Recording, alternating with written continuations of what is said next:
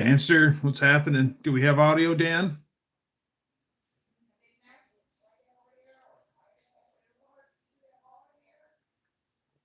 Do we have audio? Can you hear the words coming out of my mouth? Ma! What was what? Oh, what was that? Ha ha ha ha ha ha ha ha. Nice. We have audio. Nice. So, Danster and Ma, welcome to the Wolverine office. I have made myself, brought myself up a desk from the basement. I got myself a little office chair. And, oh, Mex is here. Welcome, Mex. And I made myself a little corner spot now to where we can do live streams. Now Lady Dougster we don't have to hide Lady Dougster from the camera. Oh, no more of this. We are the Blue Crew. That's right. Remember, when Dougster gives you a wrench, it's Blue Point Tools.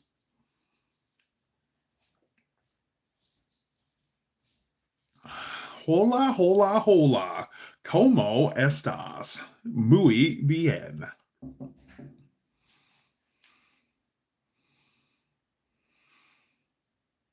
If everybody is a mod, then nobody is a mod, right? But you all are some of my Smurf City here week.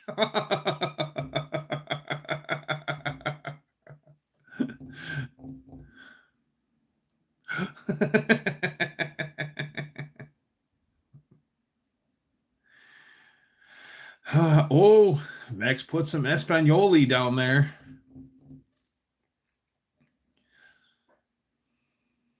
Smurf City, gonna have some fun. Smurf City, you know that's the one. We can't time each other out. You can't? Mods can't time out mods?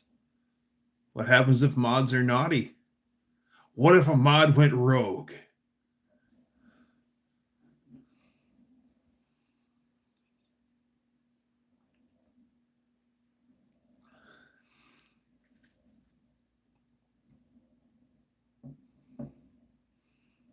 What's the girl Smurf's name? That's easy. It's Smurfette. Made Carol Shelby chili today. Yes, with beans. Yeah. It's kind of funny. If you look at the Smurfs, all of the guy Smurfs have names, but there's only one female Smurf, and she's just Smurfette. Why is that? I did not realize Carol Shelby had his own chili. Is it like a mix that you buy, or is it a recipe that you make? Or I'm kind of interested in Carol Shelby chili. Wasn't she made by Gargamel? She's the pincushion. Whoa, Danster. Maybe she was actually, from what I understand, the Smurfs are based on communism, which is kind of funny. I've heard that a couple times now. Yep, completely sexist show. That's right. And how much does it suck to be the only female amongst a whole bunch of guys? Kroger sells it. It's a mix. Comes in a cardboard box and is for 2 pounds of ground beef. They treated Smurfette pretty well, right? So, Danny, is the Carol Shelby brand chili really good? I bet it's good. Also comes with masa flour to mix in and thicken the chili. That's There was no Viagra Smurf anyway. If so, that's what Papa Smurf would probably be using. It's pretty damn good. Wow. Me and Lady Dougster have kind of come across our own, we blazed our own chili trail, and our chili, I think, is pretty good. She doesn't diet. Lady Dougster doesn't like the way that I make the chili. She kind of, I like to go bean crazy, but she kind of just puts the standard beans in it. I mean, a Smurf named that, we all know what his job would be. Yeah, that's right.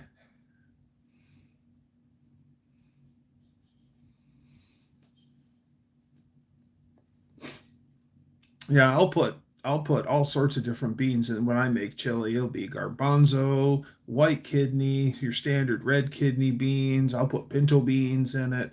I'll go, yeah. That way you can toot the national anthem anytime you like.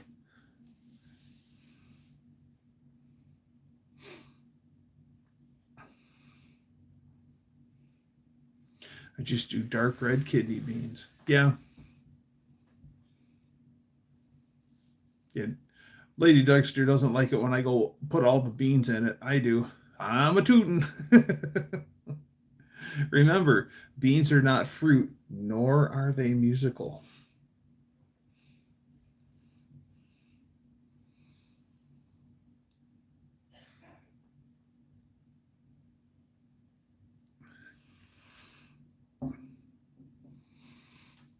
So check out the backdrop.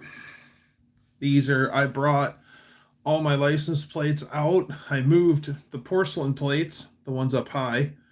I moved those from the den into here, and then out of storage, I pulled out all my pewter seal license plates, which are these ones over here.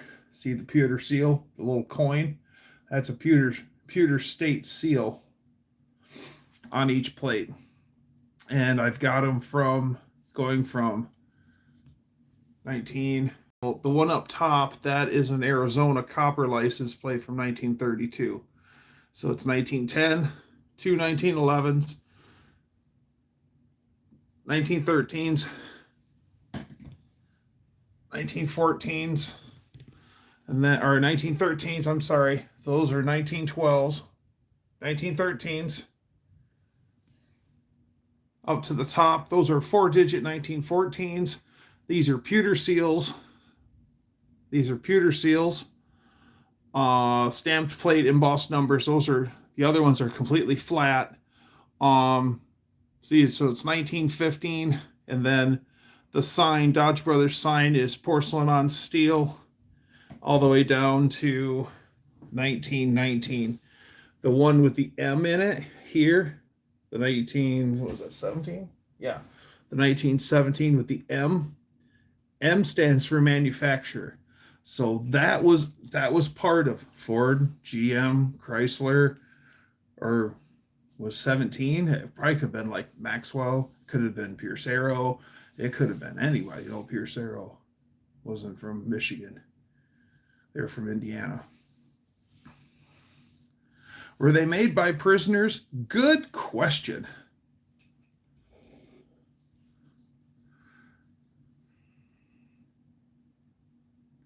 Liar, you made those plates when you were in prison. I have not been into prison, old Mac.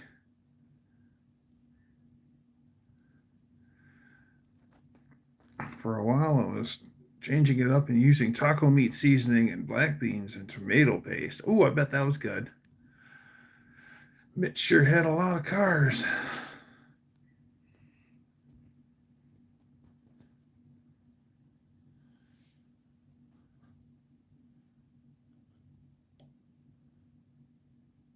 There was 151 Smurfs.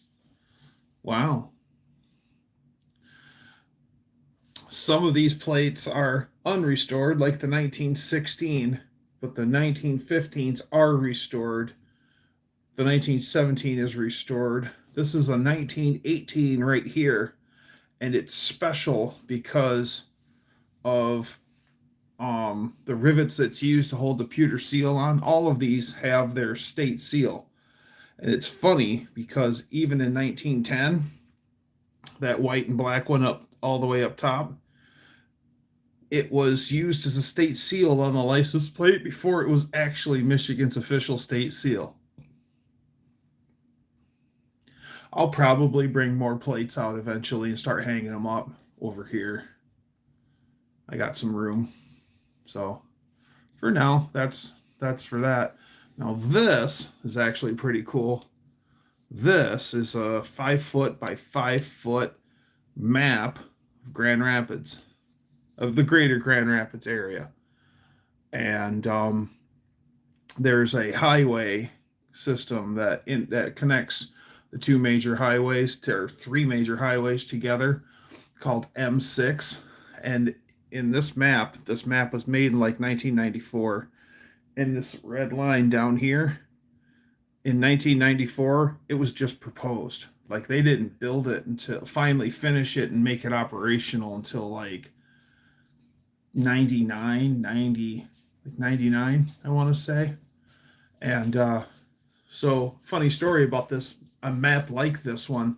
The reason why I found this and I bought it was because at my dad's old terminal, when my dad drove for a trucking company, they had one of these maps in the foyer before you stepped into the office. And one day a guy comes in. The office used to be an old Penske office.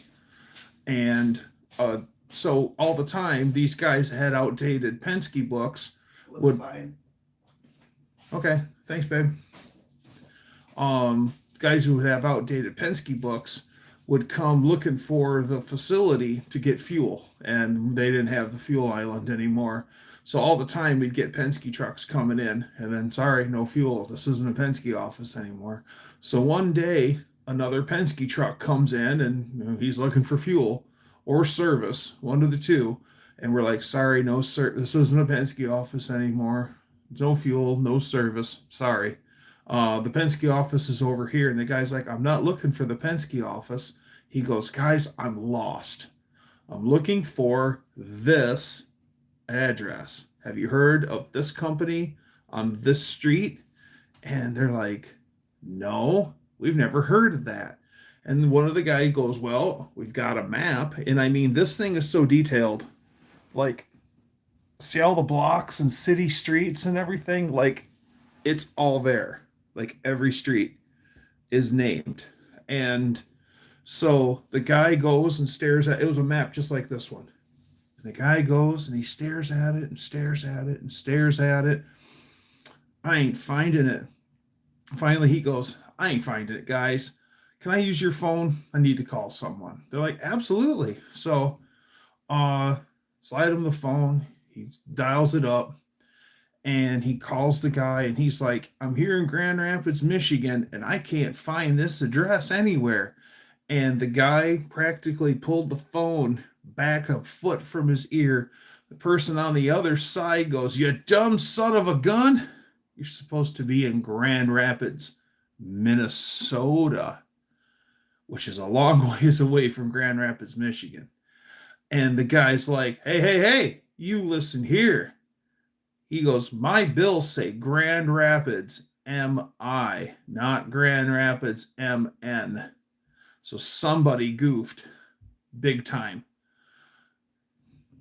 But yeah, that's one of the main reasons why I bought that map. Oh, yeah, we got to delete that. Or not delete it, mute it. Pardon my finger. There we go. Iowa? No. Grand Rapids, Minnesota. And I seen Braden pop up. Hi, Braden. Yeah, oops. Well, I mean, Minnesota, Michigan, when you don't know, you don't know. Am I? Minnesota. Yeah, that sounds good. No, that's Michigan. And friends of mine are actually from that area. And I'm like, so what's Grand Rapids, Minnesota like? And they're like, blink and you're going to miss it. That's how big Grand Rapids, Minnesota is. But Grand Rapids, Michigan is big city, big town. Michigan is better than Minnesota. We got way more shoreline. That's for sure.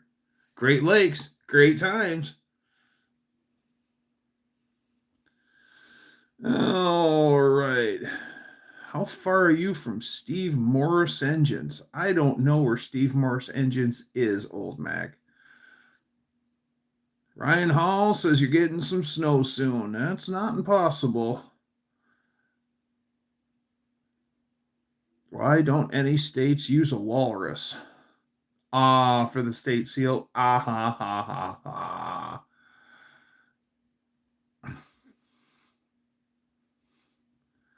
Family farm was on Conic Road, Allen, Michigan. Nice.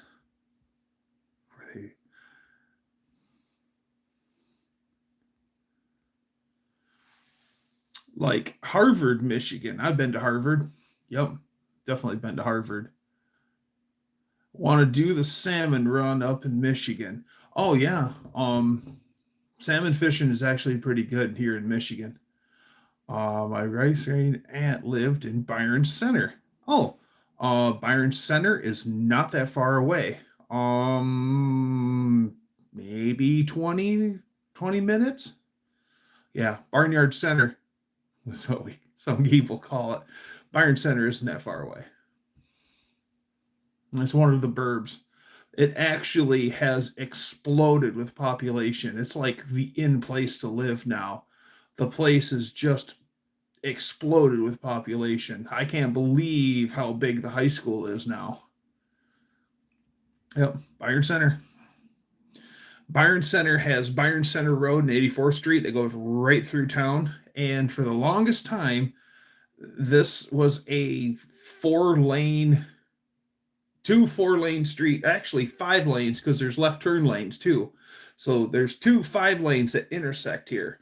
And it's 84th Street is really busy. It's 84th Street runs east and west, and it takes you out towards the lakeshore. So it's always really busy, east and west. North and south, not so much, but still enough traffic. And Byron Center refused to have, she was on 84th Street. Okay. Byron Center refused to get a traffic light for the longest time. It was just a 4-way stop. They kept using the excuse, we're a small town and a light will take away from our ambiance. Well, they were having some serious accidents there because nobody followed the rules. You'd get to that freaking intersection and it was shootout at the OK Corral. I mean, it was like Frogger on ultimate hard mode. The only thing that was missing was the alligators to ride on their backs.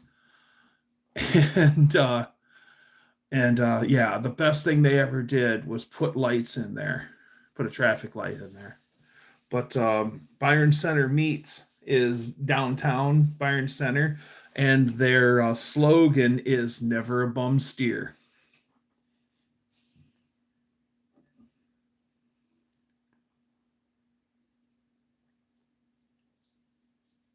Also, Keno Auto Parts is in Byron Center, Michigan, and there's a guy. It's usually where I buy my paint. Automotive paint.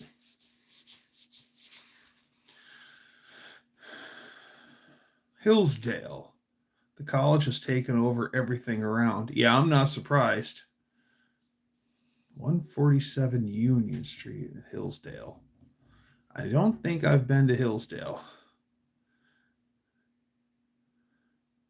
If I manufactured tie rods, my slogan would be never a bump steer. Danny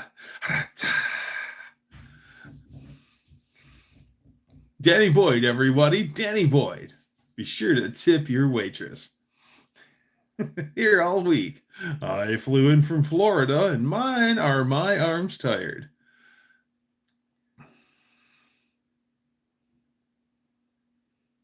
Potato! Levi, what's going on? Hey, Levi, check it out. Vintage Michigan license plates starting with 1910 all the way through until 1919 down in the corner. Bufferoni, what's happening?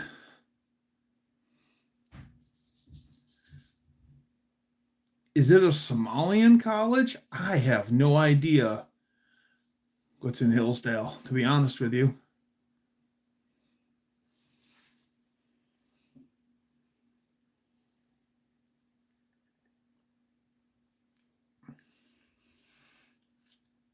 I know that there is a large Middle Eastern population in Dearborn, Michigan. Like they basically that's their town. Where on earth did I find these? I searched low and high and low for them. A lot of these I bought because these are porcelain on steel, and just eBay, Marketplace, Craigslist. That's how long ago I was buying them on Craigslist. And just at the time I was working 84 hours a week, and I basically had money to burn, and I just started investing in license plates and Coleman lanterns too. I have right in front of me are most of my Coleman lanterns. Want to take a look at the Coleman lantern? I know you do. We'll pull out an old one.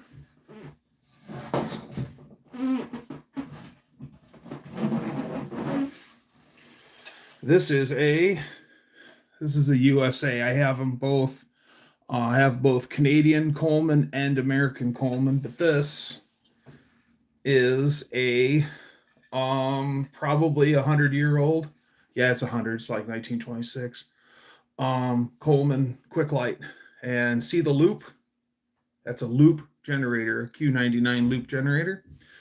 And these are so old that they don't have an internal pump. You actually use an external pump, and then you charge it there. And these are my favorites. I have like 50 or 60 lanterns. Yes, I know.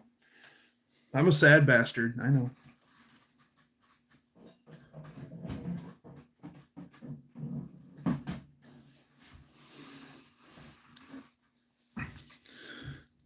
Oh, yeah. Yeah. Now, Levi, here's what's really cool. Is this one right here. This one, the 5548M. M stands for manufacturer. So one of the car manufacturers around in 1917 was using that for street testing and stuff. How cool is that?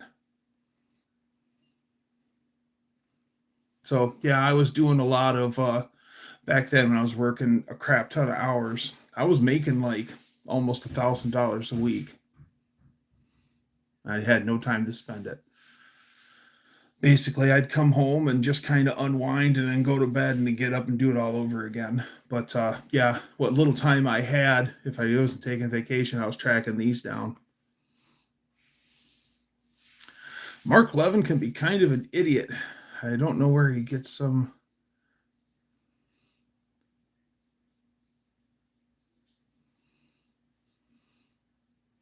Oh, what's happening, Ari?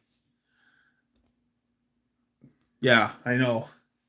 Well, what's kind of fun is if you look at the ones up high, the 1910, 1911, and 1912s, those are back when cars are still rich man's toys, and us common folk we couldn't afford them. And then by 1913 and 1914, things really changed, and the working man could afford a car. But before then, it was yeah, they were just rich man's toys. So that being the case, the 1910s, the white and black one, all the way up to the top, is the hardest one to find because there wasn't a lot of them. Embrace the weird. Henry Ford. It could have been Henry Ford. It could have been, I mean, there was a lot of auto manufacturers in Michigan at that time. It could have been Ford. It could have been, because I want to say that it could have been Oldsmobile back when it was owned by Ransom E. Olds, Lansing, Michigan. It could have been Ford. It could have been Chevrolet. I think Chevrolet was started. I think General Motors was getting started. A rich man's toy was a boat back then. Well, yeah, a rich man's toy was a boat, but in 1910, 1911, and 1912, a rich man's toy was a car. Working people in 1910, 1911, 1912 couldn't afford a car. Thanks to Henry Ford, he made the car affordable.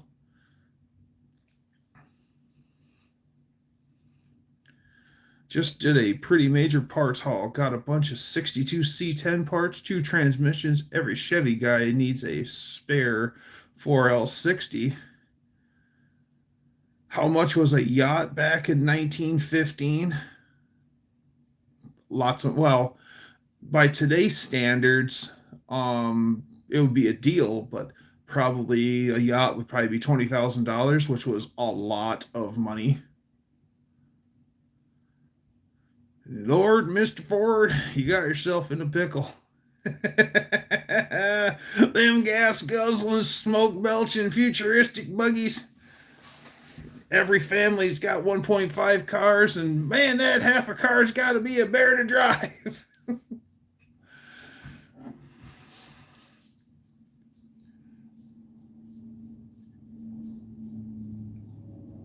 Now, actually, in the beginning, you could get a Model T in more than just black, but the reason why Henry Ford decided to go with the black only was because it was a specially formulated paint. It dried the fastest, it went down the quickest, and I think they were all brush painted.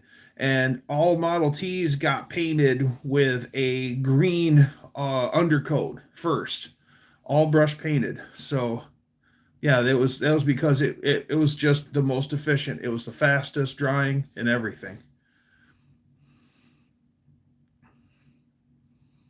Faith, what's happening? If I could have any car from the early 1900s, what would you have and why? It would probably be a white steam car like a double O, or it would definitely be a steam car. Either it'd be a Stanley steam car, or it would be a white steam, excuse me, or a white steam car.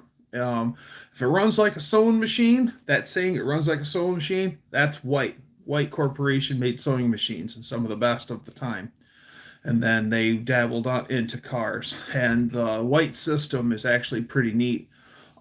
Your burner system on a white is directly in line with the carburetor. So the carburetor sits on a slant, and then it's a slide carburetor. There's a spring on the bottom of the slide.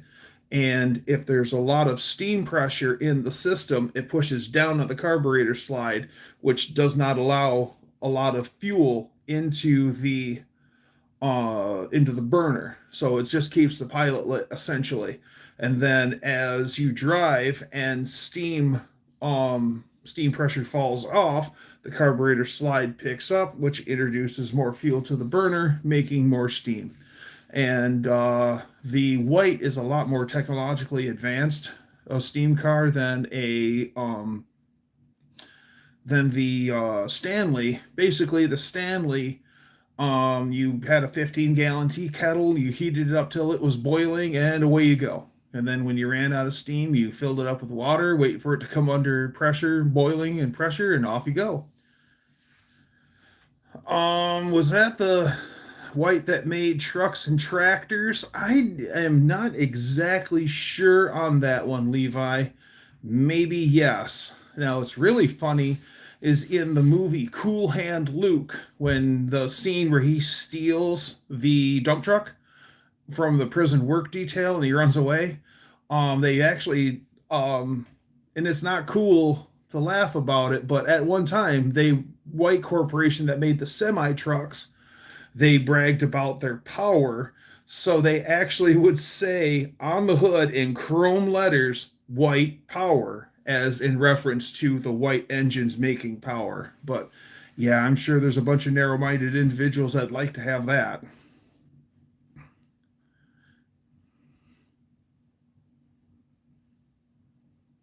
We have an antique white sewing machine about 8 feet from where I'm sitting. That's cool, old Mac. Yeah, White Corporation, the heavy truck manufacturer, they were constantly drowning, and they would constantly buddy up with someone else just to stay afloat. like you had the white Freightliners of the 70s, and that's when they went absolutely stark raving crazy. So it was like a compilation of white and Freightliner, and that's where the most legendary semi trucks were made. Like these things came with huge V8s and V12s, and they didn't care about mileage. They wanted to give the customer power. So imagine a white Freightliner, which were all cab overs too. So imagine a white Freightliner with a Detroit diesel 1271 in it. It's the same company, sewing machines and then trucks. Okay. Okay. Thank you, Danster. Steam locomotives. Yeah, steam locomotives are pretty cool too. What's really neat about steam is more heat, more steam, more power, and it's just a vicious cycle until something gives, which I don't want to be on board when that boiler pops. But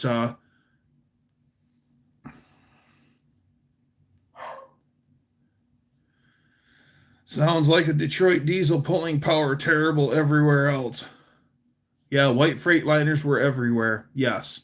Yes. And then later, White Corporation got unhitched from Freightliner and they went for a little while on their own. And then they got into trouble again. And then they hitched on with GMC, and that's the era of white GMC. But White Corporation was a really, really old company. Yep, white GMC. Freight liners came from Consolidated Freight and Pacific Intermodal Express. They were first built in the Western USA. Well, um, hopefully there's a relief valve that pops. Yeah. Cheetos 777. Yeah, well, there's old stories of men crewing steam locomotives, and they would race them, and they'd be just the tenders, the coal tenders, or the wood tenders would be just packing them, just shoveling the coal to them. Who cares? We're gonna win. What's even crazier yet is in Egypt, at one time, it was in vogue to mummify everyone. Like when you got buried, you were mummified. And the Egyptian railroad, no lie, would buy graveyards, and they burned corpses to run their rail yard. They burned bodies. That is crazy. As a matter of fact, paper manufacturers here in the States, this is creepy. So, paper manufacturers here in the States would buy corpses, send them to America, and then people, their job was to because they each corpse had so much of this linen wrapping on them, which they would use to make paper. Like our paper money is more linen than it really is paper. So it's kind of a cross of linen and paper. So that was what early paper was too, is more linen and paper. So these poor people had to unwrap corpses all day to get all this wrapping so they could make paper. And people were getting sick and all sorts of other stuff like that. Plus, at that time, you could order a corpse, a mummy, and have it sent to your house. And it was actually something that people would do to entertain people with. So you'd actually get a mummy, put it in your living room of all things, have a dinner party, and then for something to do to an interesting activity is unwrap a stupid mummy. This was entertainment at one time in America.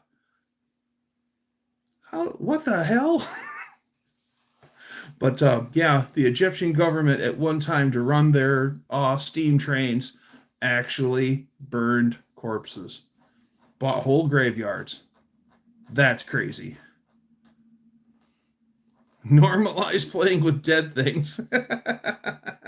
Yeah.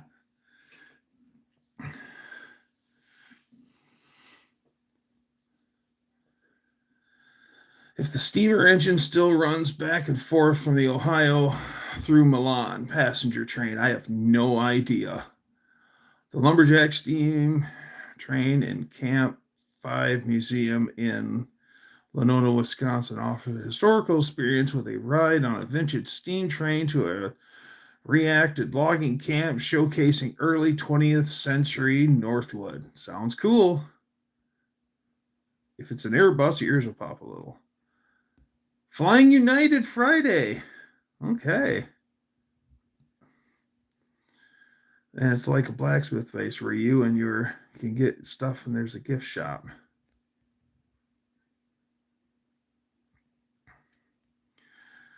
Wouldn't it be sad if we already had water powered vehicles? Always the loony say anyone who designs a water powered vehicle to take out and bury it. Yeah, this is true.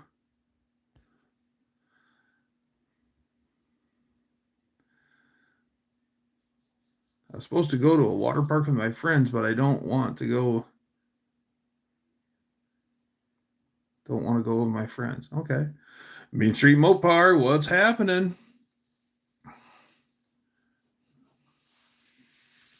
Yeah, so if I had all sorts of money, and I've actually like seriously looked into finding a white steam car and just to see what one costs. And I actually figured out that I could buy one for about 95,000 to 125,000. So yeah, I don't think I'm going to be buying one of those, but it would be so cool.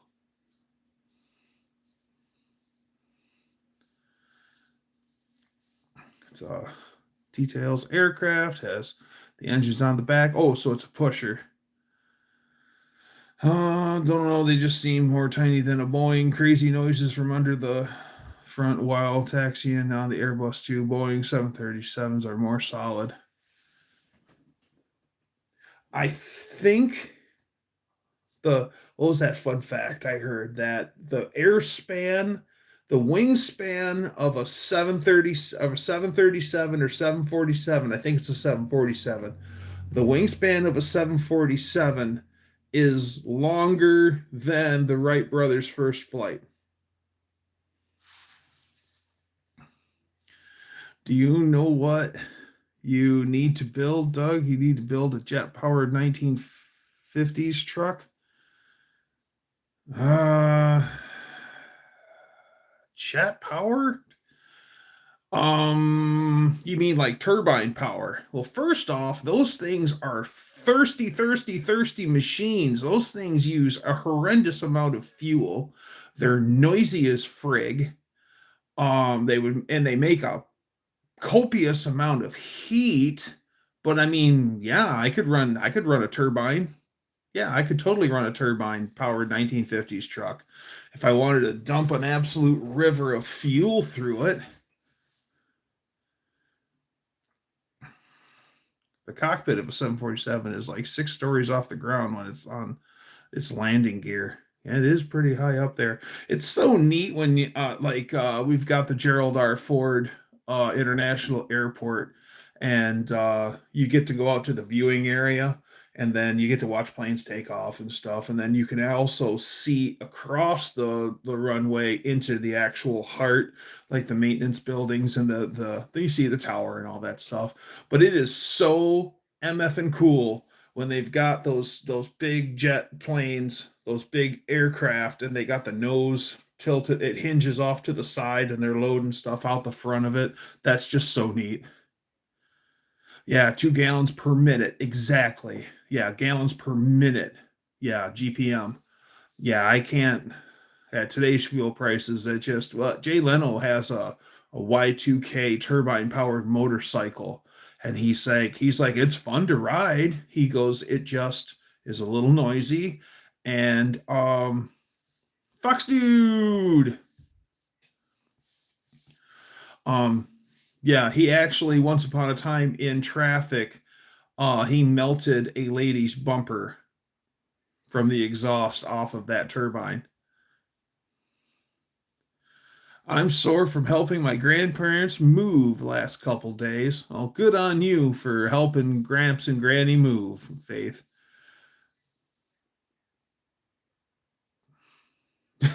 Just phone the Dougster Trust Fund and send you the money. Yeah, that's right. I don't have a Dougster Trust Fund.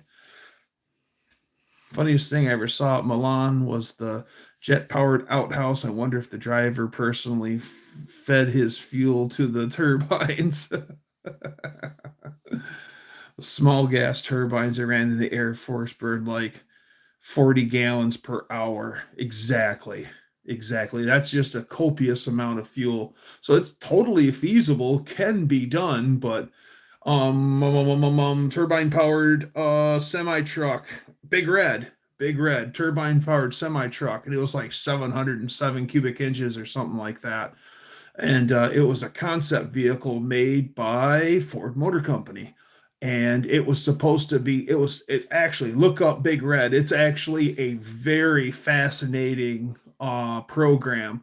The truck, the truck was way ahead of its time, had so many driver comforts. It had a sleeper in it, and it could hold two passengers, and had this way futuristic interior and stuff. And that was turbine powered.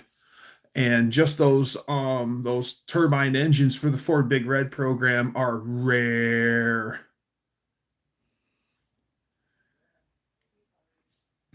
GM made a couple of gas turbine powered Astro cab over tractors, and yeah, like 1969. Also, like 1969 or 1970, Chevy took a couple of body and white Chevelles and they made them steam powered, and they were kerosene fired. Yeah, I think they were kerosene fired. So they were looking into steam even then. Also, General Motors was experimenting with rotary engine because the world was going to go rotary at one time. Rotary engine was the future. Wankel rotary engine. And that all pulled the plug. The GM unit ran really great, but the problem is that fuel consumption and emissions was what killed the rotary program for General Motors. Rumor has it that John Z. DeLorean um, was supposed to, because of all his General Motors ties from all his years working at General Motors, the DeLorean was supposed to be rotary engine powered, but at the last second, I think GM pulled the plug on bye Cheetos, fly well. Rotary Skidoo, you're thinking of Skidoo Rotax. The only rotary engines I can think of in snowmobiles was like the Arctic Cat rotaries. And I think that was a Sachs rotary. And they had a 303 cc, and then they had a twin rotor that was a 606. And those things sound so damn cool idling. But they're slugs. The one I rode was a 303, and I was expecting that thing to like transform me carry me into another dimension, and it was a turd.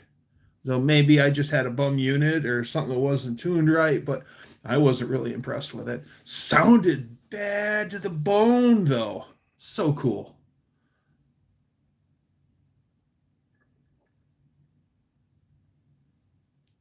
I want to be a gamer one day and make money off being a gamer.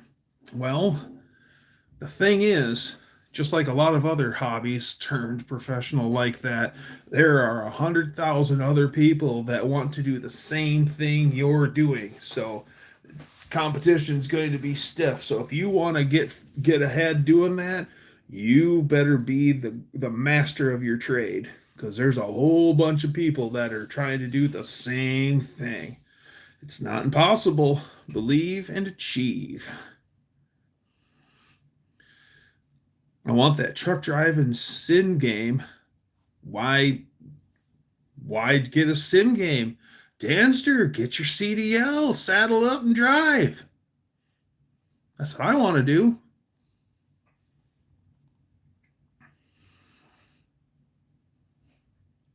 So basically, you're saying you're stuck in the turd dimension. That's right, old Mac, the turd dimension. Yeah, that thing sounded so cool. So,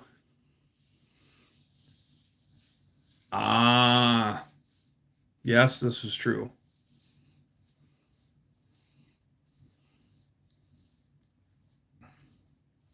What are you buying if you had to buy a Nitro RC truck? What brand and what truck are you buying? I am a really big fan of Tamiya, the brand, because Tamiya makes really, really good stuff. But I don't know if I would get like a consolidated, like an old gold pan consolidated.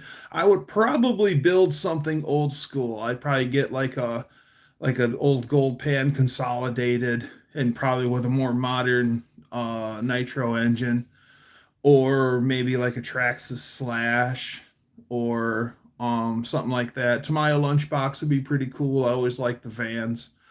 But now that I get to play with real cars more on the regular, I kind of given up on like the RC stuff. I used to build a lot of models. As a matter of fact, here in this office, I have a whole bunch of models packed away that yeah, GMC cracker boxes. Yeah, with Detroit Power, baby. Yeah. Cracker boxes are cool. I like the cracker boxes with the really big chrome GMC letters on the front.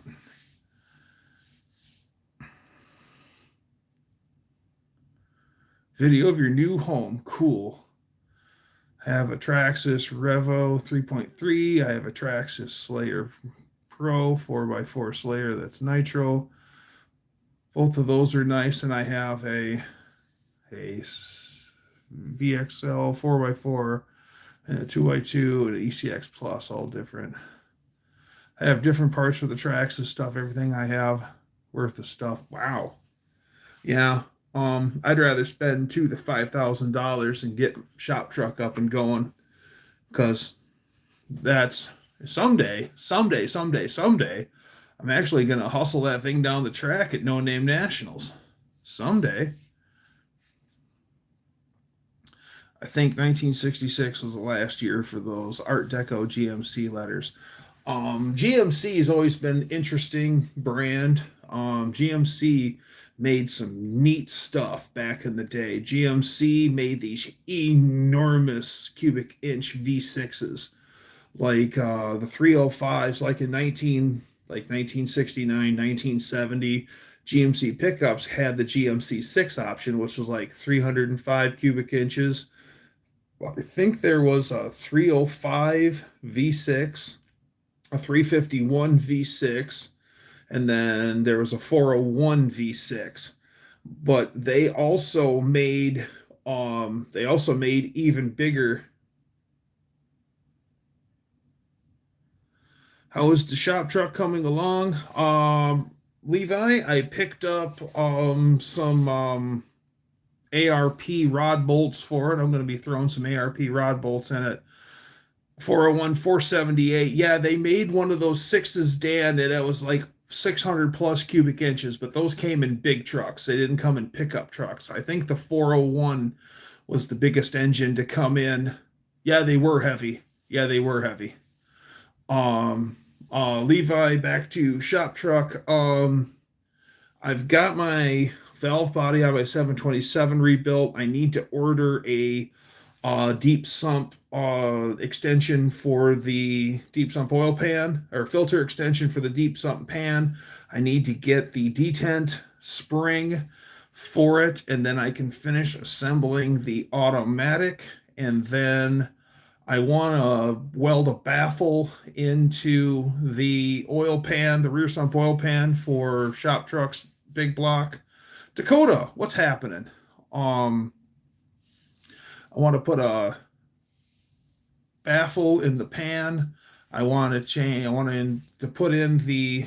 I want to put in a new main seal and a standard pressure high volume milling oil pump. And then I've got to start ordering some parts. I need to get a cam for the 413. I need to get rocker shafts, new rocker shafts. And then 6% recycled was nice enough to help me. Still going with the tunnel ram with the aluminum heads? Absolutely.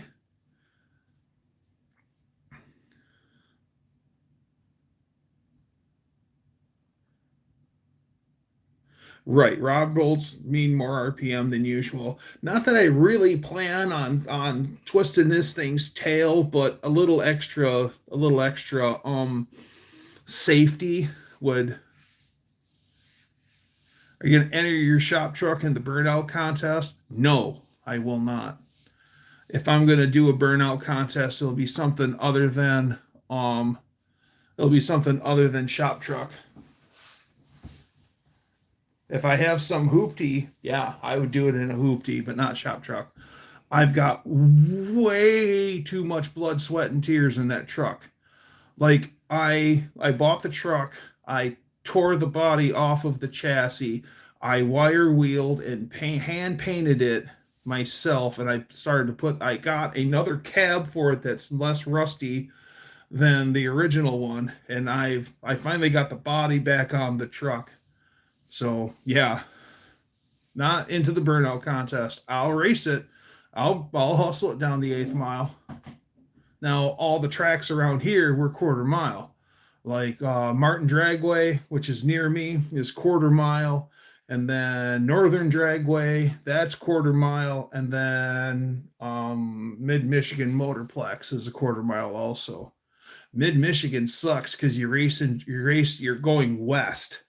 So in the evening, you're racing into the sun. And I've heard of all sorts of scary things that have almost happened because people couldn't see because the sun's blinding them.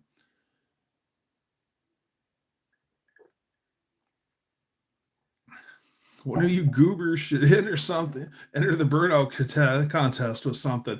Well, Braden, get your sub count up and bring your burnout machine to the No Name Nationals. Don't tell us to do it yourself. Oh, hello, man. Ciao from Italy. Ciao. Welcome.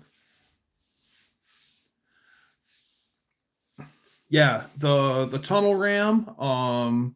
I've got it ported. I've got my heads ported by the Dougster. First time ever doing that. I was very proud of myself how well everything turned out. They're closed chamber heads, but it's a low compression engine. So we're probably going to be looking at around a compression ratio of probably 8.5 to 1, which isn't great, but hey, actually it'd be that 413 would be, it came out of a 71 Travco motorhome, so it's low compression with dish pistons. And so actually, those dish pistons, if I opened up the ring gap, that wouldn't be too bad to throw the super duper charger on. But alas, I have blower fever and I can't afford it. Put some domes in that bad boy. Well, the problem is, Dakota, is it is really hard to find replacement pistons that aren't the same as what I've got for it. It's like everything is for the 440, and I don't have enough meat in the block to make it a 440. So this is the just get it running engine, and then someday I plan to build Project Gnarly 440. I have a 440 block and crank, so someday I'll build the big engine. Maybe I'll build some high cube stroker or something, because I always wanted to have something over 500 cubic inch anyway. Fine, I'll take my mom's 2024 and insure it to the burnout contest. Plus, I'll enter it and ease it down the track. Those things are freaking quick. So your pistons, you got some way down in the hole. Yeah, this thing's way down in the hole, and you should port the engine. I already did port the heads and the intake manifold. All the runners are done in high performance 60 grit, and did the whole inside of the tunnel ram. I did all of the runners. I port matched everything.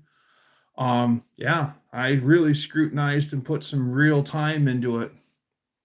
And then the lower unit, just Mopar Joe was nice enough to trade me a 383 tunnel ram lower for a 440 tunnel ram lower, and that thing came highly polished. I mean, whoever whoever polished that made sweet, sweet love to that thing. It is just beautiful. So I had my rough cast top piece that I ended up taking and polishing up, and it's shiny and it's okay, but you can really tell the difference if you look real close. Like, it looks the part. People are still going to look at it and go, yeah, too bad you can't find some 413 max wedge pistons. Right. That would be nice. Max wedge parts are just absolutely pricey. Like, I'd love to have max wedge. Well, Project Gnarly 440 will have aluminum heads in max wedge port. So I'll have I want to build a 500-inch big, over 500-inch big block max wedge port with a max wedge port tunnel ram. So I want to have all of the badassery happening. Yes, that's a word, badassery.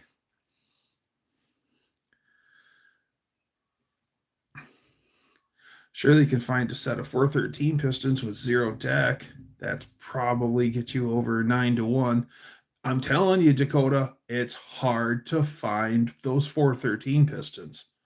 Like, I've got a 63 413 street block that I picked up for $100, and good luck finding pistons. I think if I bore it like 60 over, I think it's easier to find the 60 over piston, and then I could build a 426.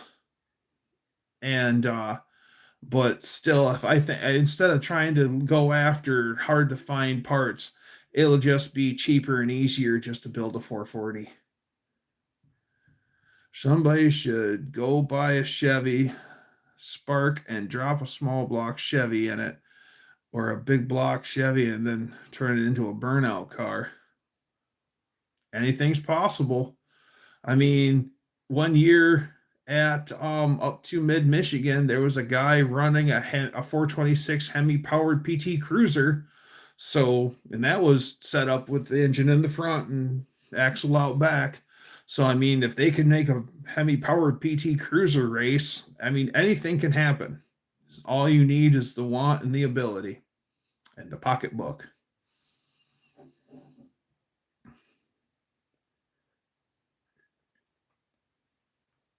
So, oh, and I need a set of valve springs. When I order my cam, I got to get valve springs from Hughes Engines.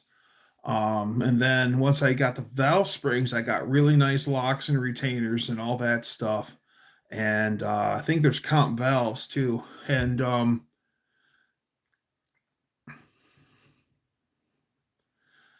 you'd have to custom order pistons for the 413. Exactly. So why would I spend all that money when I could just, this is the just get it running engine. So eventually I'll upgrade to a really gnarly 440. Yeah. Big blocks.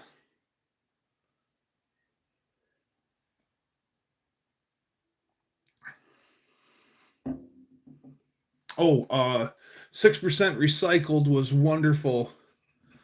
You need a new KX dirt bike. I do like the green motorcycles, Braden. What camshaft, Doug? Hughes Whiplash.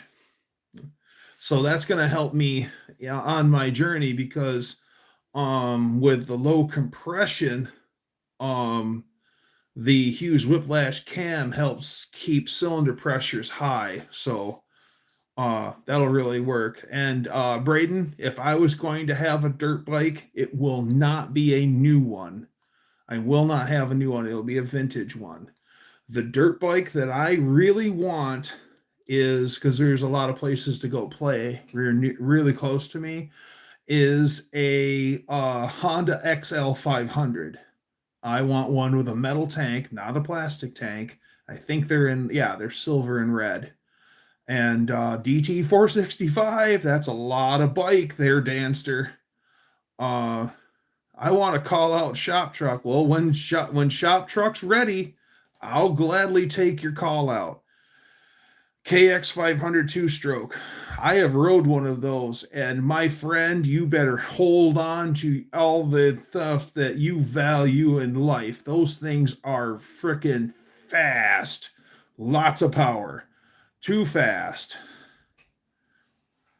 That's what I'm talking about. Them big block Chryslers have a bigger diameter lifters, and they say them Hughes Whiplashes work good. Yeah, those Hughes Whiplash cams were made for low compression engines, but there's guys that got high chooch engines that still run Whiplash cams in them. So apparently, whatever they're doing it right. And plus, they've got that great sound. Potato, potato, potato, potato, potato, potato. You know me. Yeah, the XL 500 Honda is a 4-stroke. Yeah, I'm all done going fast on dirt. I'll just putt around, have some fun, run the trails. Someone should have a kart off-road race. Somebody should set up a rally race of chariots of the gods. Okay. Now you want to check out some really cool stuff. You need to look up Australia from the 30s, and the Australians would take 2 motorcycles and they would have a Roman chariot and 2 motorcycles, and I don't know how they would run them, but they dress like Romans, and they would stand in the chariots, and somehow they were able to control both the motorcycles, and they would race like that. And those guys had to have a little velvet spot to put their you know what's in, because they were huge, man. Just saw a post that Eric von Danken passed away. He was the author of Chariots of the Gods. Oh, no kidding. Comp also makes special camsack series for them Chryslers because you can use steeper ramps with bigger lifters. But comp is kind of Chinese junk. Okay. They have sidecar dirt bike races, which I think is weird. Cycle chariots are awesome, right? And the UK and Australia have sidecar dirt bike races. Now you have the Jack Pine. I don't know if they still do the Jack Pine, but up in Michigan's Upper Peninsula, I want to go on a text drive, but I got to ask my mom's friend to teach me how to drive. Okay.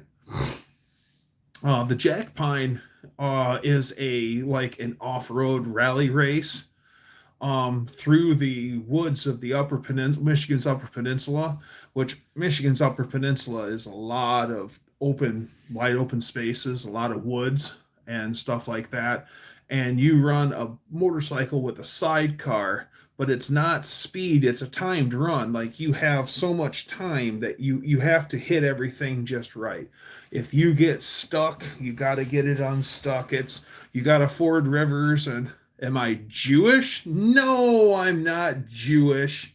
And by the way, that is the Dodge Brothers logo. And no, that is not the Star of David. But if you look up the Greek letter delta, it is a triangle. So it is thought that because there's 2 Dodge Brothers, 2 D's, so there's a triangle laid over a triangle and they're interwoven. So the 2 deltas, the Dodge Brothers. That's not for sure, but that is probably the thought of why the Dodge Brothers logo is like that. No, I am not Jewish. I was raised Catholic.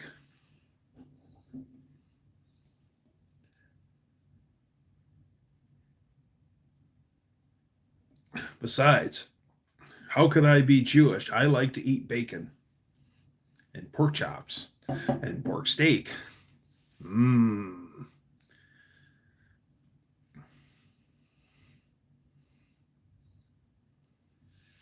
Bye, Ma. Take care. Always great having you.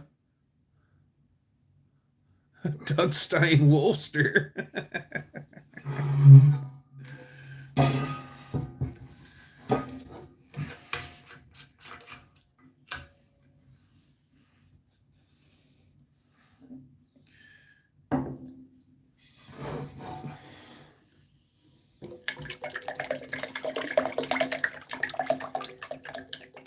Pouring myself a drink.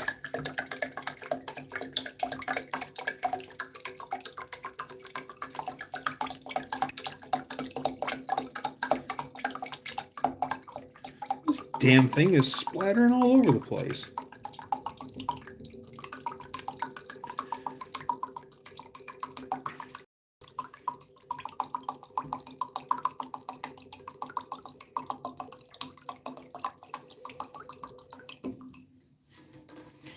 Well, okay, learned something new.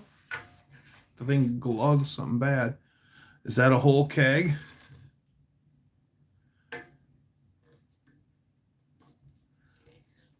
It's about half a gallon, so it wasn't absolutely full.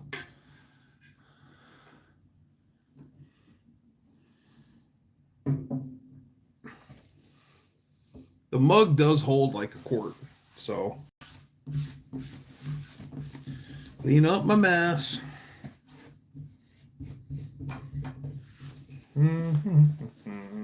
Use my t-shirt towel. Yes, I'm using my shirt.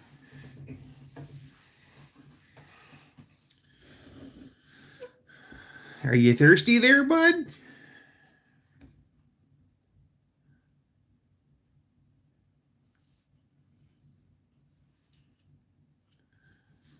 No.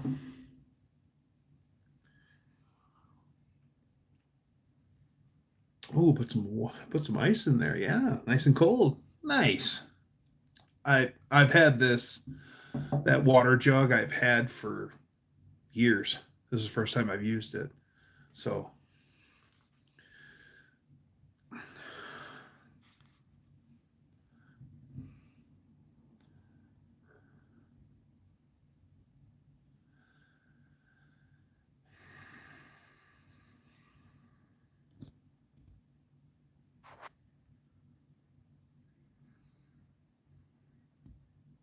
Comp Cams is part of Edelbrock. I was thinking that because I remember Professor P talking about um the Comp Cam side of Edelbrock.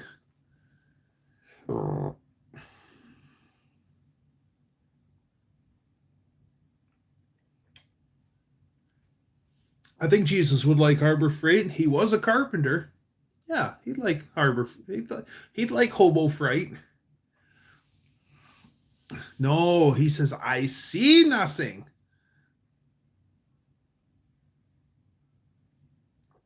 I see nothing.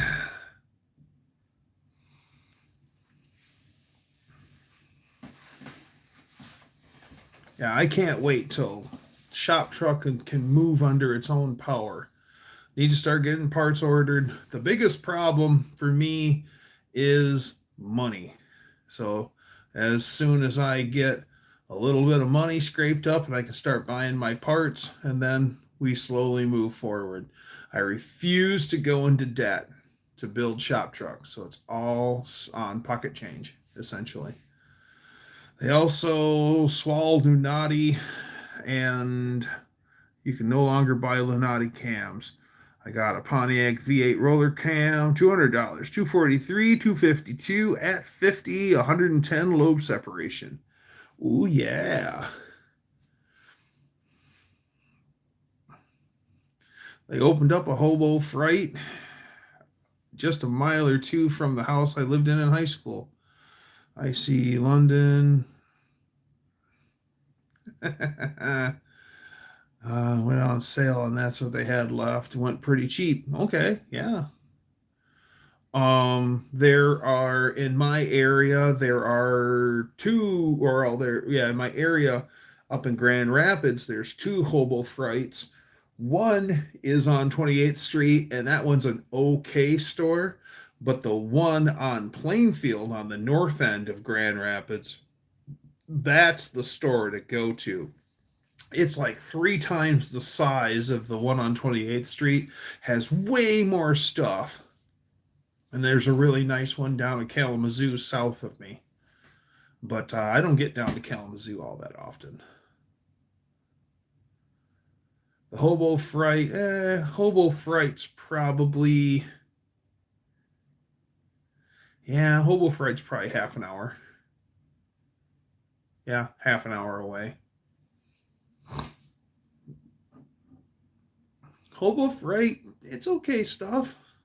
I got some Hobo Fright tubing wrenches that I'm really happy with. I sold the 1986 Dodge truck I showed you. Aw, nice to have some parts money for the 84 Dodge D100. The 86 was nice. What are you drinking? Water.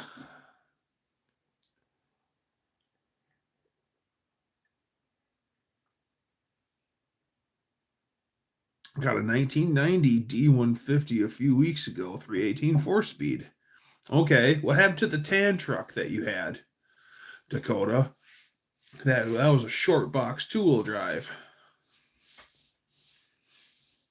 My dad had a 1990 W150.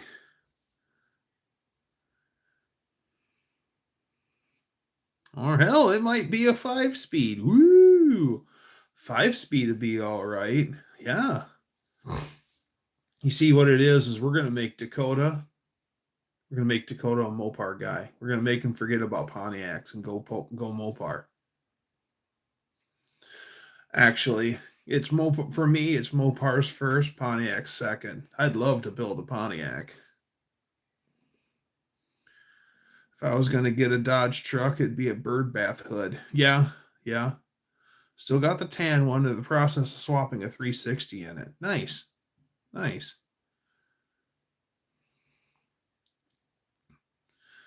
Birdbath hoods have one pesky problem. And if you're going to have a birdbath hood truck, relocate everything off of the firewall, because when it rains, those bird baths fill up with water. You open the hood to do something, and then all that cold water runs off of the hood right onto all the electronics on the firewall, and it messes stuff up. Ask me how I know. Yeah, bird bath hoods are pretty cool. Now, no, I love Mopars, especially B bodies. They just happen to be very expensive. Yes, they do. E bodies are more expensive than B bodies.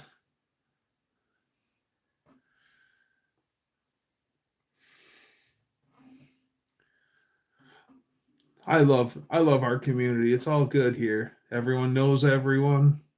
Nice.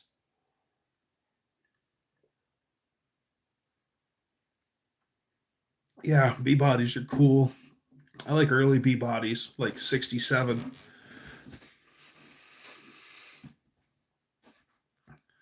I have an A body. Oh, it's Damien. What's happening, my guy? Good to see you.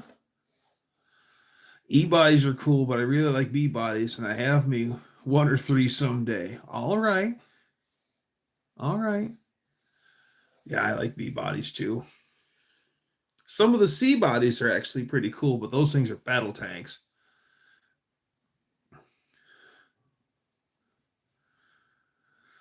I'm tired too. Stress does that. Well, we were busy today at work, not in shipping, but actually out on the production floor. So I went out and helped in production.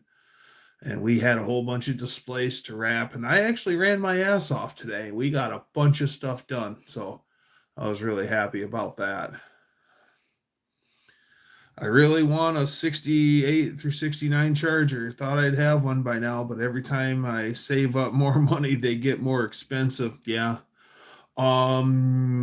Right now, Heaven's Mopars, Scott, he has one for sale for like $7,000. And he says it's pretty solid, but it's all the way in Washington State. But there you go. If you want to get your B body there, Dakota, break open your piggy bank and drive out west. I'm going backwards on the Dodge D100 build. I'm throwing together a spicy 318 instead of the big bad 440. I love the 72 Super B Charger. That is a good looking car.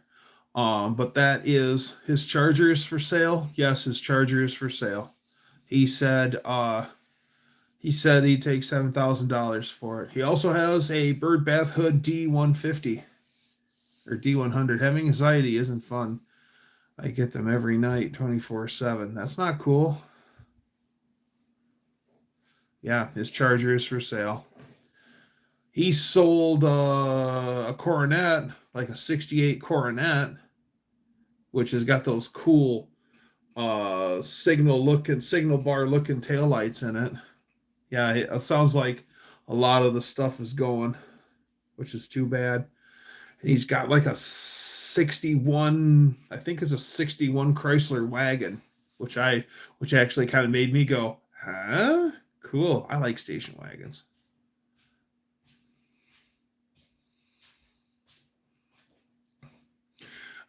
Only time that I get really anxious, I don't get anxious very often, but when I do, it's not fun. So I can only imagine what panic attacks nightly would be like. No thanks. Yeah, Dakota, I know you don't like the body style because everyone loves the second generation Charger, but third generation Chargers are a better bang for your buck. So if you can't have the second gen, look into a third gen. Richard Petty won everything with one of those. He ran that body style long after it was done, and Chrysler wanted him to run a Dodge Magnum, and he refused. He kept running the third generation Charger body. And then finally, Dodge made him run a Magnum, and he set one up, and it was a dog. And I think that's when he went and drove Oldsmobile or Chevy.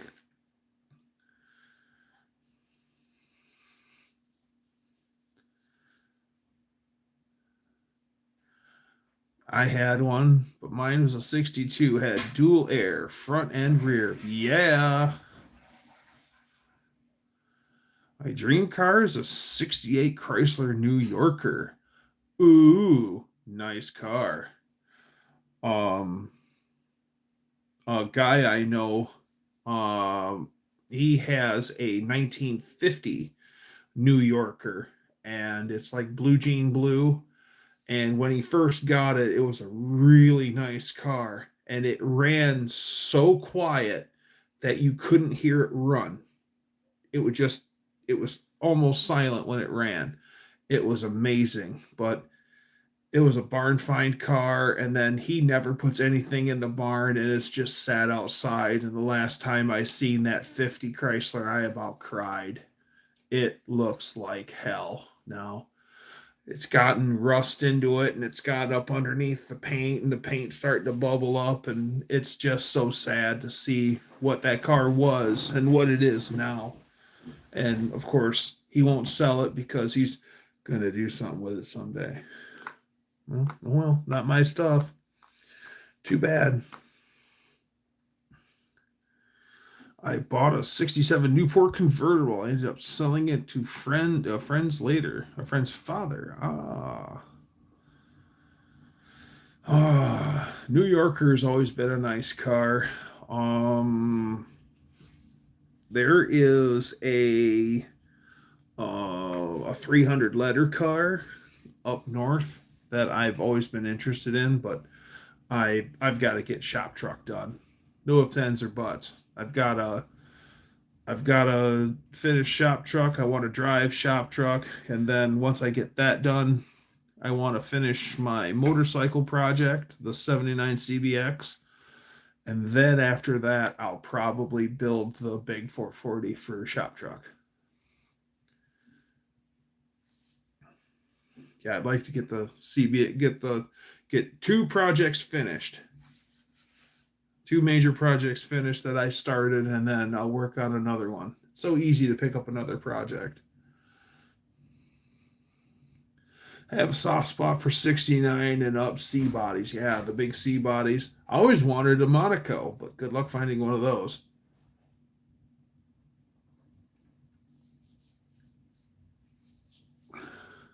Slop truck. Slop truck. Shop truck and slop truck. The paint scheme that I've got picked out for shop truck, the truck's going to be Petty Blue, and it's going to be white, and I want to get the Penny Enterprises checkered flag P logo for the door, but it's not going to be lettered Petty Enterprises. It'll just have the logo on the door. It's going to be probably have some contingency stickers on the fender, and then it's going to be unit number 43 on the top of the fender, just below the cowl, and I want Dodge by Petty on the box side, all in bright white. A few years ago, there was a 64 Chrysler 300 letter series here. Used to belong to a previous president, and it was a factory 4-speed manual, rare car. That sounds cool. I think it was a Mexican president that our friend Mex is talking about, not LBJ. The Blue Bastard. I like it. Yeah. Yep. The Mexican president, El Presidente.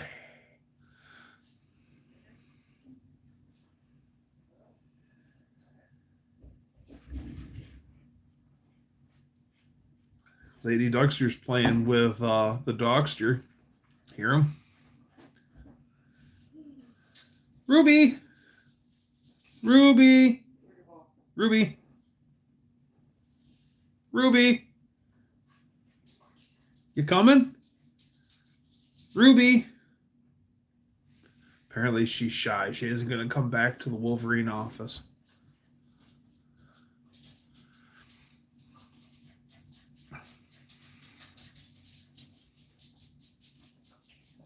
You have to be careful telling people who owned a car like that. People don't like him. They would destroy the car. I'm not surprised. Ruby, hi. Come here. Well, she was in my office just for a second. Come here. Oh, I see. Let me see it. Let me see. Oh, no.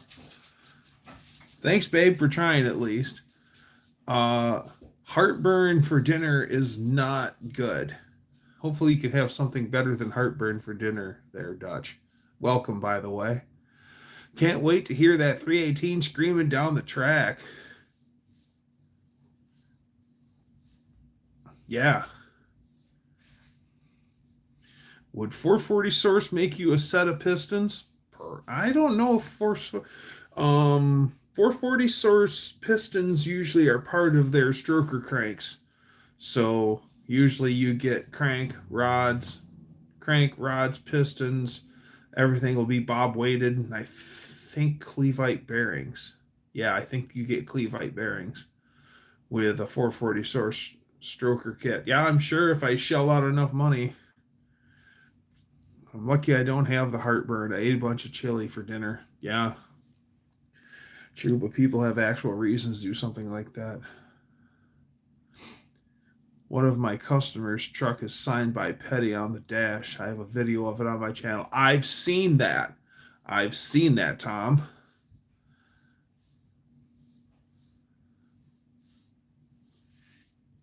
Okay. Is it standard bore? I think it is standard bore. I don't know. I've actually not on Shop Truck's engine. I've never actually checked and seen, because if I'm remembering properly, Uncle Tony was talking about a lot of the industrial engines were 30 over. Like those were the engines that didn't turn out so hot. So they sent them back and they made industrial engines out of them. A lot of those are 30 over. So I may have a 30 over 413. I don't know. I have a Richard Petty Volare signed by Richard Petty with a picture of Richard Petty signing it inside it. Yeah. The King is my childhood hero. I know motorhome engines were 30 over. Exactly. So I might have, Shop Truck might have 30 over. That won't be, that'll be like what, 5 cubic inch maybe? I know so I'll have a 418. I know if I take a 413 and 60 over it, it makes it a 426.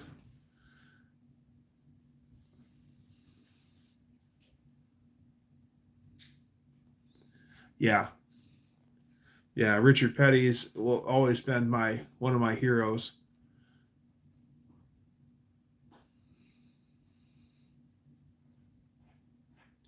What happened to men like him? They got old. Yeah, the golden era of NASCAR when sex was safe and racing was dangerous.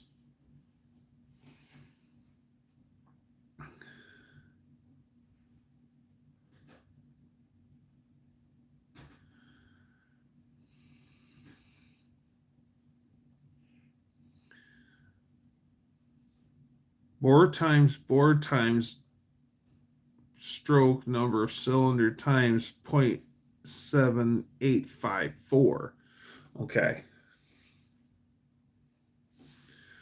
Never been good at that mathy stuff, that engine mathy stuff. Jeffro from Two Hacks Garage, he's a whiz when it comes to that stuff.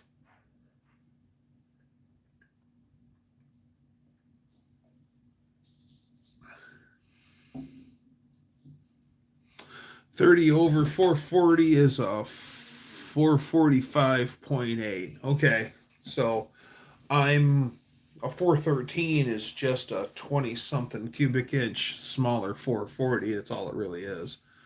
So yeah, it's probably 30 over. That's cool.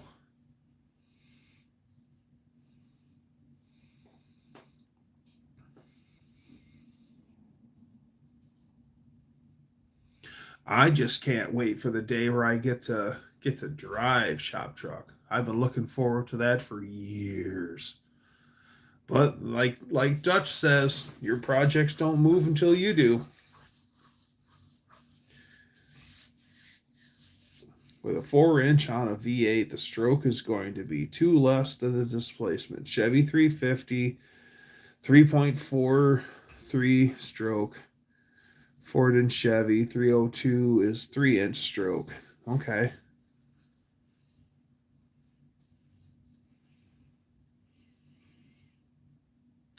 Like you said, yeah, 413 is a get it running engine.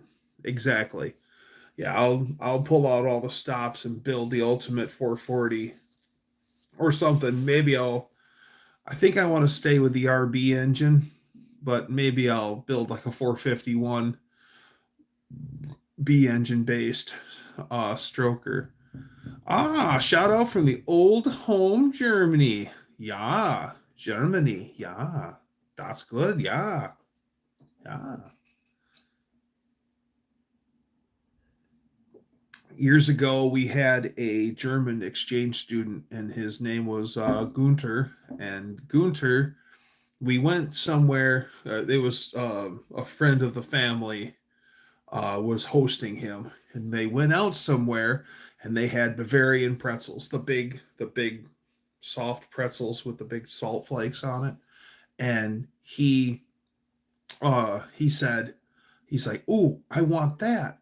And he ordered one, and then they gave him a cup of hot cheese sauce to go on the side, and he looked so strange. He goes, "What is this for?"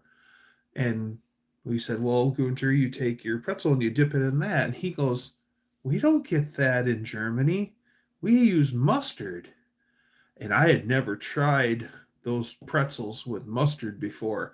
Man, Gunter had that on point, especially like spicy brown mustard. Yeah, that's way better than the cheese sauce.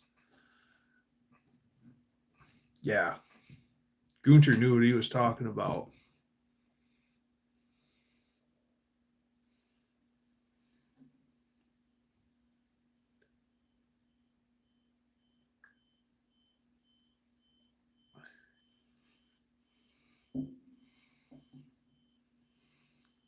Pretzels are an awesome vehicle for mustard. Yes, they are. A pretzel would be nice now. I know, right? So call it a 420. Okay. Yeah, that's right. 49. So 30 over 413 is 419.6. Call it a 420. Braden would love that. I'll just call it the 413. That way I'm sandbagging. Oh, it's just hopefully it smokes. I hope it does. I hope that thing is awesome. Probably when I first get it thrown together, I've got a Edelbrock Performer RPM 4-barrel intake for it. So when I first get the 413 up and going and driving, I'm just going to use a 4-barrel on it to make sure that everything is okie dokie. And then once I know that that's all jiving and working together. Hey, buddy, do you have the meat sweats? No, Hulk Hogan, I don't, brother.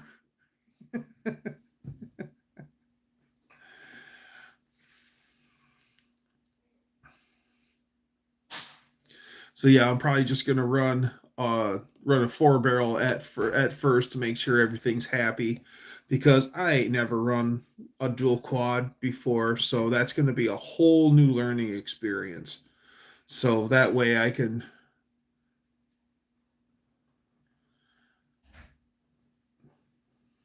You should get tires that smoke and green.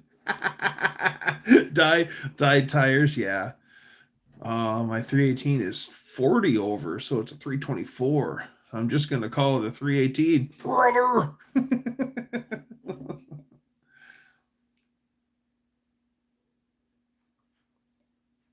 Somewhere, someone, they took a picture of it. They had a brother brand printer, and sprechen Sie Deutsch? Nein.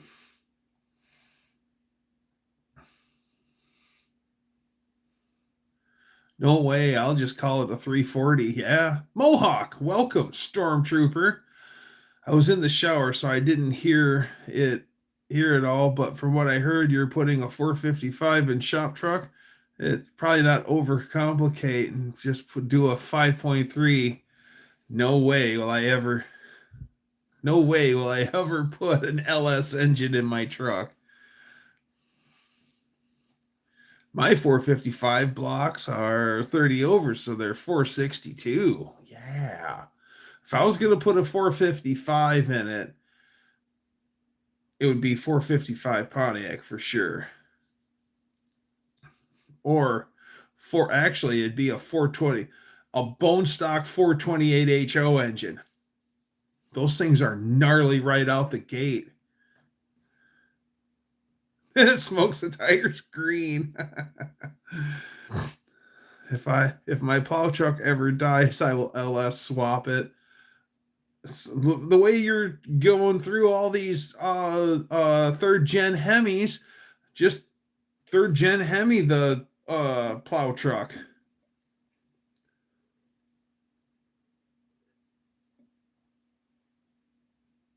But then again, it's a 318. 318s hardly ever die.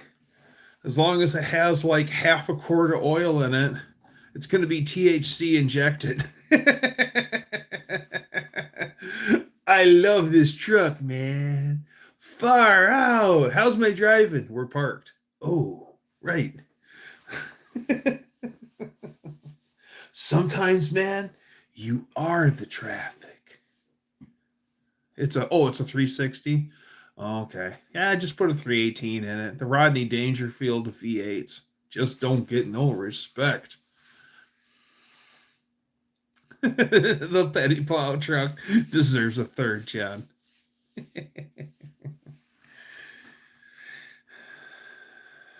It's gonna be THC injected.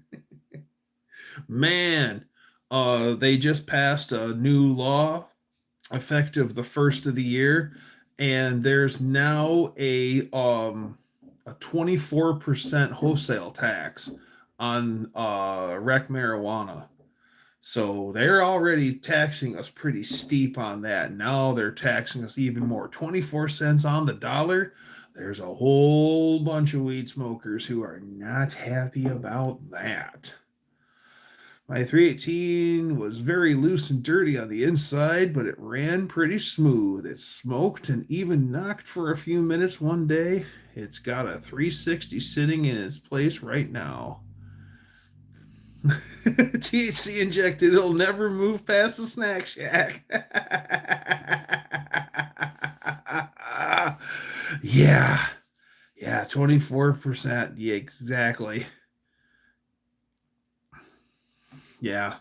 Yeah, that's pretty steep. Pretty steep tax, I thought. Oh well. The sad thing is people are still gonna pay it, or they'll start growing their own because you're allowed to grow a little bit of it at your house. So I'm sure that the grow is going to start all over again. Hey, to each their own. There's a lot worse things in this world than a little marijuana. I hate when the smell of weed gets into my car when I'm driving. Well, don't smoke pot in your car, Dan. Just kidding. I like Bo Hopkins' quote from White Lining. Damn hippies, all they do is cause secession.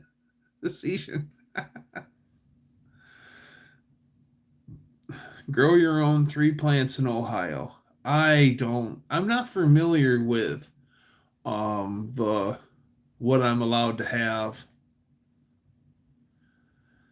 Damn government thinking they deserve all of our money. I know.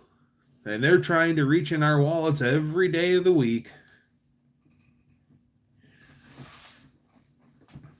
And our illustrious yep. Yep, government sucks. Necessary evil though.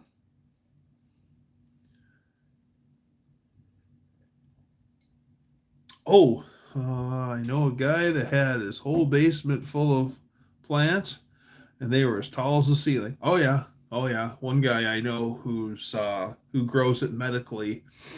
Um, his grow operation is a 53-foot semi trailer, and one year he had 4 different kinds that he was growing, and he had them all separated so they wouldn't crossbreed. And somehow, some way, a bee got into his growing trailer, and it cross pollinated everything and turned it all into one strain. And he was mad. He was so mad. And then he started to enjoy that crossbred stuff. And then later he's like, I love that bee. That bee was awesome. So he changed his tune really fast.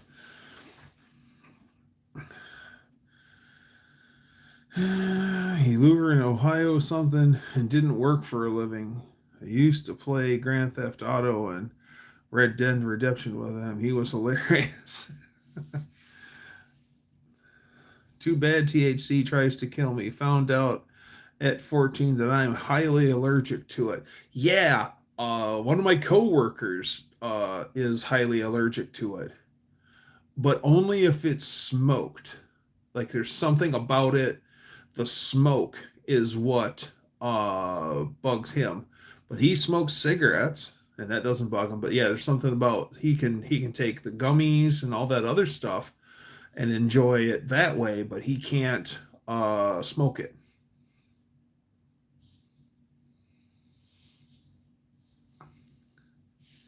That's crazy. You're the second person I've heard of having that issue, Mohawk.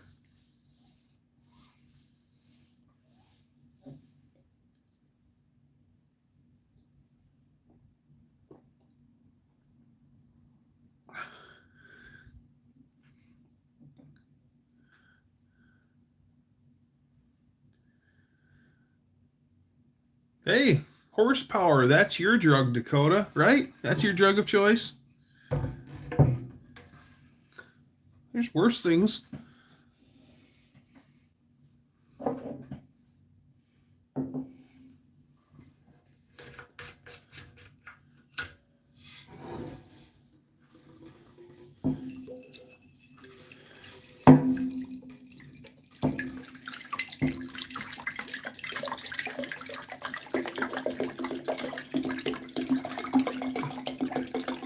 Glug, glug, glug, glug, glug, glug, glug. That didn't splatter near as bad as the first one, now that I pour it better.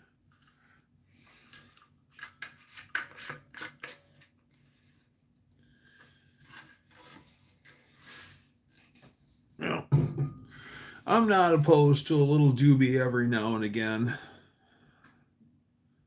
But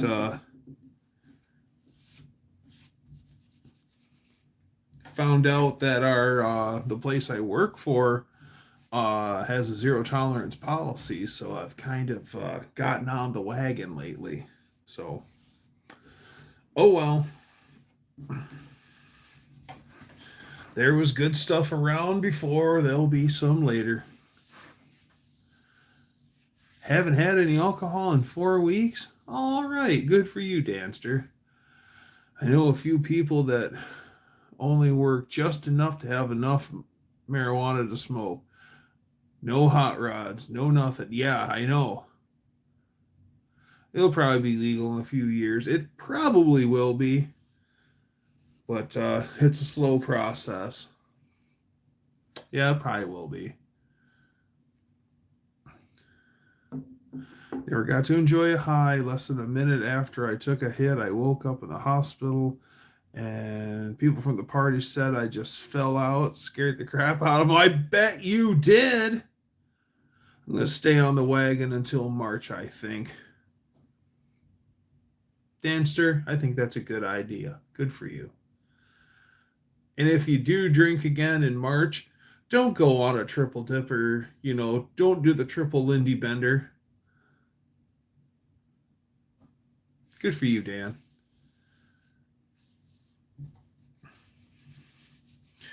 A friend of mine's dad, he would, when he'd go on vacation, because he would drink his fair share, and but when he would before he'd go on vacation, he would quit drinking for a while, and then so like a month or two before he would go on vacation, he would be dry, so that way he could make sure to get all sorts of goofed up when he was on vacation. That way you have less of a tolerance. That was his thinking.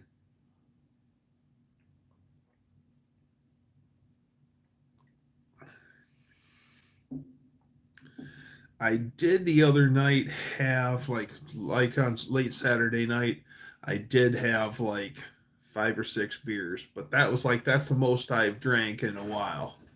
I'm usually having like 1, 2, 3 beers. I want to get away from drinking every day. I have back in 23 when I had no job and I moved back into the mansion. I started drinking every damn day. Yeah, it's hard. It's hard, and I know it's not easy for you, Dan. So I commend you, my friend. Keep fighting the good fight. Do it for Dougster.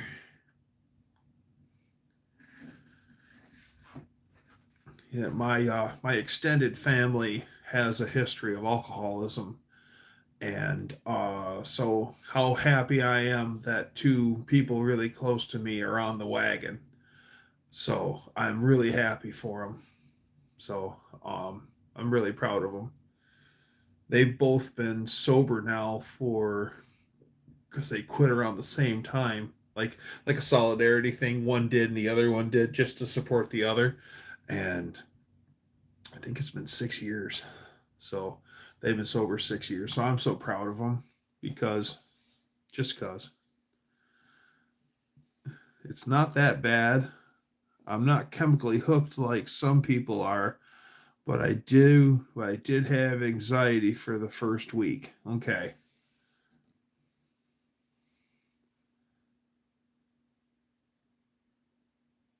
Switch to nothing store-bought. If it can't be made by me, then I don't drink it. Oh, wow. So you're going to start making your own beer then, Dutch? Because I bet you'd make a mean beer. I drink the Dutch guy's garage brew.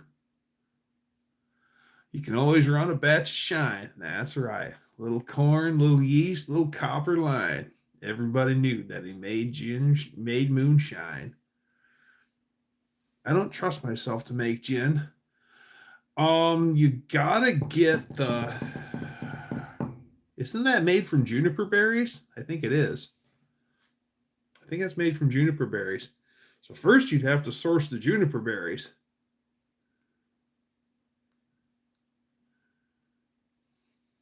Dutch brew.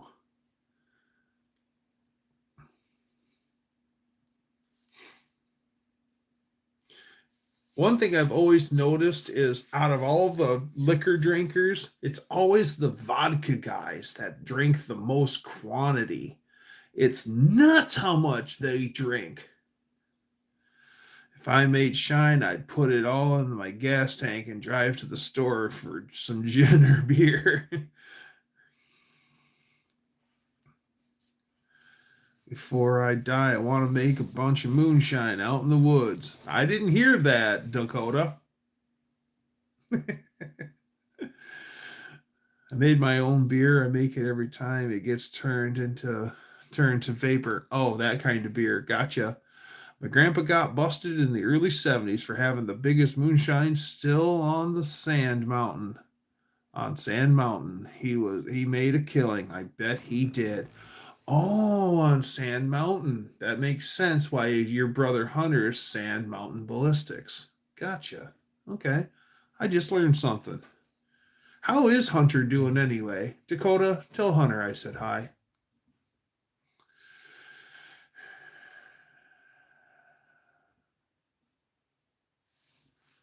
Crazy how that one hit inflamed all 40 plus glands in my body. Now just a whiff and my throat will start to swell shut. Holy wow!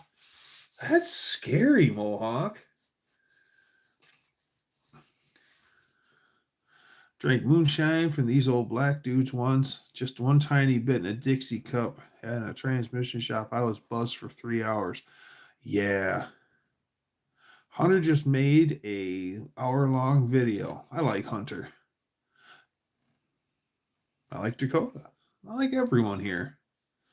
Several people said he bought the judge with brought the judge a suitcase with a bunch of money, and the judge closed the suitcase and said the case was dismissed. Yeah, cash talks and bullshit walks. Just be careful because you always get that one judge that can't be bought. Hunter's doing good. He's got him more projects than he needs, but they're all cool stuff. He got a 74 GTO a few weeks ago. Man, you guys are good. I think I would have so much fun in Georgia finding rust-free cars or way cleaner cars. My cousin married a Georgia peach, and he lives in a suburb of Atlanta. Or is it Atlanta? Yeah, he lives in a suburb of Atlanta, and his stepson moved out west to Utah, and he was telling me that Georgia cars and trucks are less rusty than Utah trucks. He will go back home to Georgia and bring rust-free Georgia trucks to Utah to sell, which blows me away.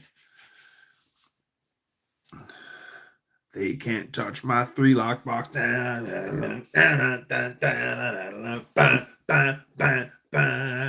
That's a good song.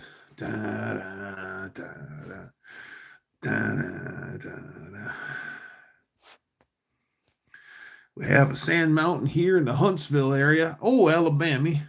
Local news stations have their towers up on it. Georgia cars are hit or miss, but still good ones out there. Oh, yeah. This hatchback is a 74 and a half. I got sent pictures of my old green crew cab. It's a 4x4 now in Alabama. Wow, nice. His 74 GTO is pretty sweet. It's 99.99% solid. And it has one very small pinhole on the bottom of one of the quarter panels. What is the last year of the GTO? I think it's the late 70s. I think they made a GTO through the late 70s. Of course, it got way watered down, and it was just no. I mean not the Holden GTO, Dutch. Thank you though. I mean, like, oh, 74 is the last year. Okay. That's a cool car then. Hunter has the first year GTO, 64 in the last year GTO. There was a when I was in my 20s, there was a guy south of where I was living that had a 66 GTO that had a Chevy 350 in it. And the Vauxhall GTO Ute is the best year GTO. Yeah. 73 was a Colonnade GTO. 74 the X Body GTO. He doesn't have one in the middle yet. 74 was the Nova body. Yes. So he had a 66 GTO with a small block Chevy, and they just welded in a log chain to hold the engine in. And I didn't know near as much about cars at that time. I'm like 21 or 22. And the guy said it runs and it drives and it needs brakes. And it had one of those ramrod shifters in it where it was shove it forward for first, pull it backwards for second, pull up on the chains and slap it forward again, straight forward for third, and then pull it back for fourth. He wanted $500 for it, and then all the trim was in the trunk. And he actually took the time and he took all the trim out of the car and he laid it out around the car to prove to me that all the trim was in the car. At the same time, my friend Craig, who showed me what Pontiacs, one of the guys who showed me what Pontiacs can do, he tore down a 66 Grand Prix and he had a 389 Turbo 400 combo that he would sold to me for $300. So for $800, I could have had a 4-speed 389 GTO. One of the ones that got away, right, guys? I didn't have no money. And I seriously thought at that time that it having the log chain welded into it, the car was ruined. And my friend goes, "No, those things had a pad that bolted into the frame. You just unbolted the pad. You could have got another pad. They'd be hard to find. You'd pay good money for them. But yeah, you could have bolted in the right pad and then bolted the engine back in like it was supposed to be." But I didn't know at that time. 74 Ventura was the best looking X-body car after 72. 73 Ventura had that dorky looking grill. 74 grill was perfect.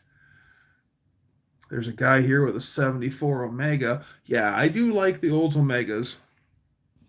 There's a Cavalier by the casino with a lightning shifter for sale on Marketplace. Somebody loved that thing at some point. Oh yeah, the lightning rods like that went in the Hearst Olds. Yeah. When you don't have the money, there isn't much you can do, right? My dad had a 67 GTO 389 tri-power 4-speed. Yeah, if I had that 66, it would for sure have a tri-power in it. That way I can run a river of gasoline through the car everywhere I go.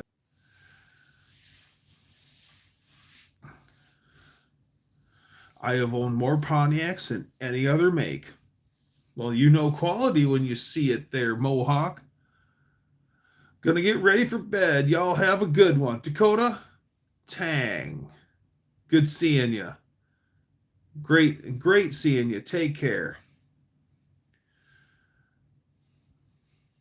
Tang.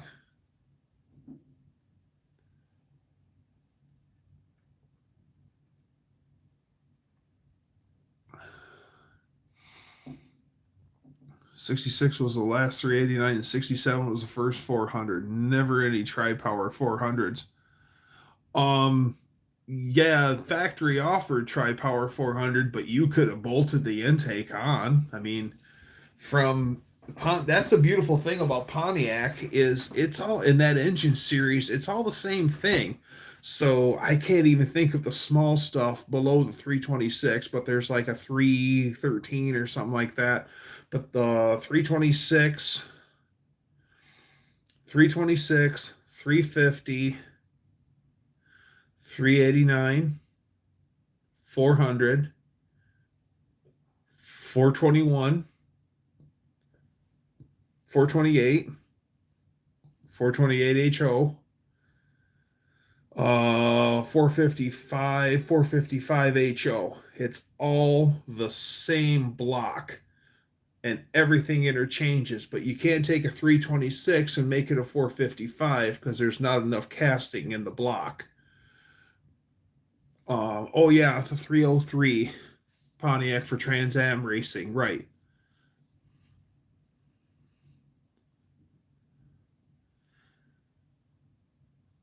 I like to own more minis than any other make, but I'm a Mopar guy. I'm Mopar poor, unfortunately.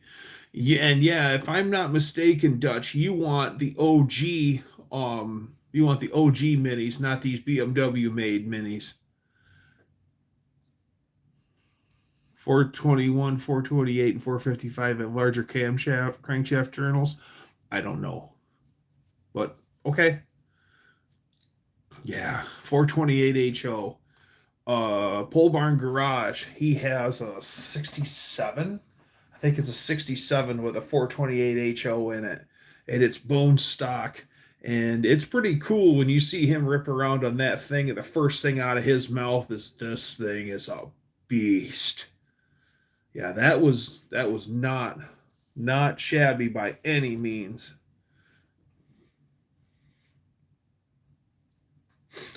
Yeah, I would love to have I'd love to have a Pontiac. GTOs, just the name alone puts you into the prices you out. But I'd love to have like a 65 Grand Prix, even though that is a big old car. It's a sporty big old car. My parts from Holly have been back ordered for over 2 weeks. They will finally be here tomorrow. They were closed for inventory, but still taking orders. Yeah, gotta count it. Gotta pay taxes on it. Luckily for me, where I work, we don't do, well, we do inventory daily, if that makes sense. That's how they roll. And so when it's actually inventory time, it's just print off stuff and then send it out because they're always doing counts. Like my one coworker, that's all he does is spend his day counting stuff. He'll pick rows and he counts it and verifies that everything is where it's supposed to be and how much is there. And some of the early 67 GTOs got a 389 tri-power. Yes, they did. Yes, they did. A close friend of the family, he was the first guy to show me Pontiac's worth because he would build Pontiacs and put them in dump trucks, and which was always weird because you wouldn't think it was always like in gas engines and dump trucks. They're always like big block Chevys, like the 366s and 396s and stuff like that. So it was always interesting when he was putting Pontiacs in there, but it was because of all the torque that the Pontiac made.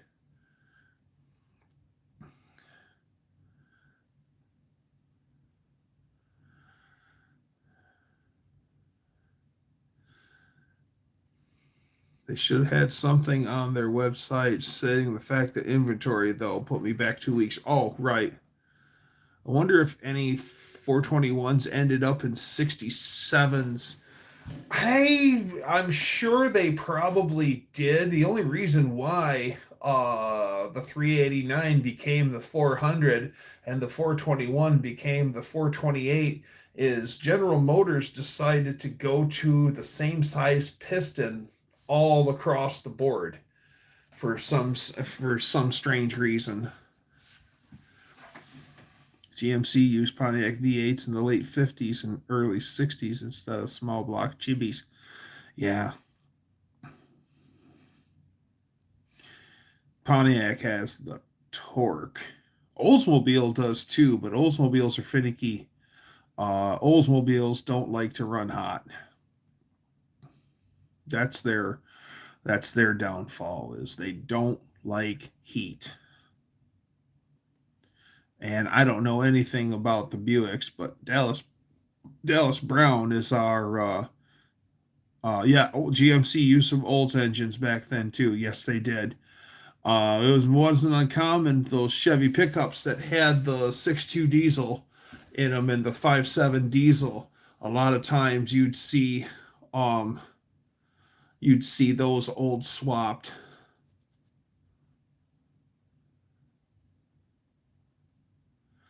I had 266, one Le Mans, one Tempest, 167 Le Mans, 173 Le Mans Sport, 168 Bonneville Fastback, nice car. 271s, one was a GTO, the other was a Le Mans. 71s are nice. Other was a Le Mans, a 76 Le Mans Sport, and a 90 Grand Am two-door. I was all there until you said the 90 Grand Am two-door. One guy that I was friends with, his kid brother, he had a white Grand Am 70. It was the same body style as the I think it was the same body style as the Pontiac Can-Am. Remember the white Can-Am, Canam, with that funny wing? His was snow white, all white, and it had the louvers on the quarter glass. And it was actually a nice car. And till he got his hands on it, and he shoved a 4-speed and a big block Chevy in it. And of course, it was his, so it was the baddest thing to ever roam the planet.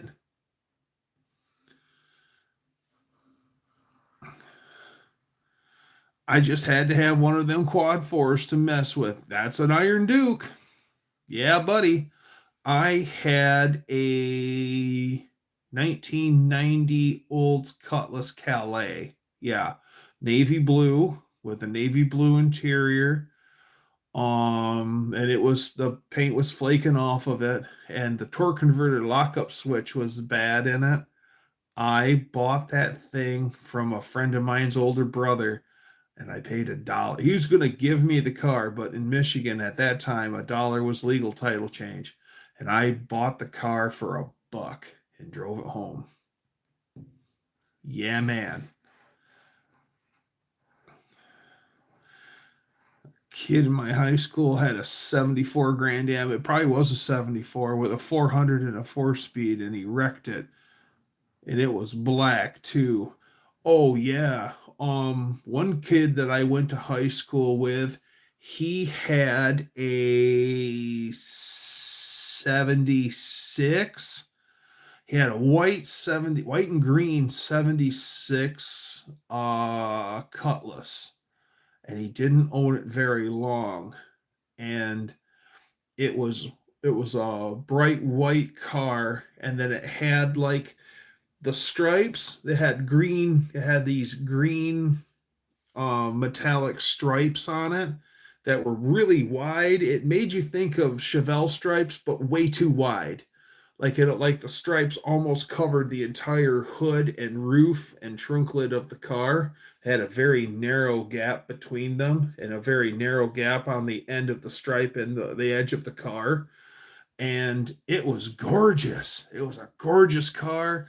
It had a green interior, and the car was nice inside and out. It sounded good. And our old high school had a dirt driveway and an asphalt driveway, and it was one way. So going into the high school, you went up the dirt driveway into the parking lot. And then when you left, you went down the asphalt driveway. And it was one morning I rode to school with my friends, and that kid, he was in my class. He was coming up the dirt driveway into the high school, and he was going way too fast, and it was washboardy towards the end, and he was going way too fast, hit the washboards, and then the car started to really get up on top of the washboards, and it kicked over to the right, and so he's kind of sliding, and he's steering. He steered wrong, and he lost control of it, and there was trees at the end of the dirt driveway because there was also a excavation company that owned the gravel pit in behind our high school. So if you stayed straight on that road, you would have went back into the gravel pit, or you made a right at the end, you would make a right or a left into the parking lot. So between that driveway going back to the gravel pit and the where you took a left to go into the high school parking lot, he plowed it into those trees and he ruined that car. I don't even think he had it 2 months. Such a nice car. Ruined it.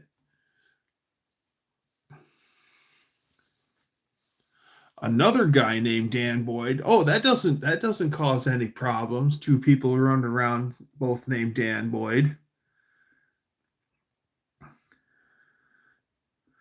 Another kid in my high school wrecked a nice dark green 71 Mach 1 with a 429. Yeah.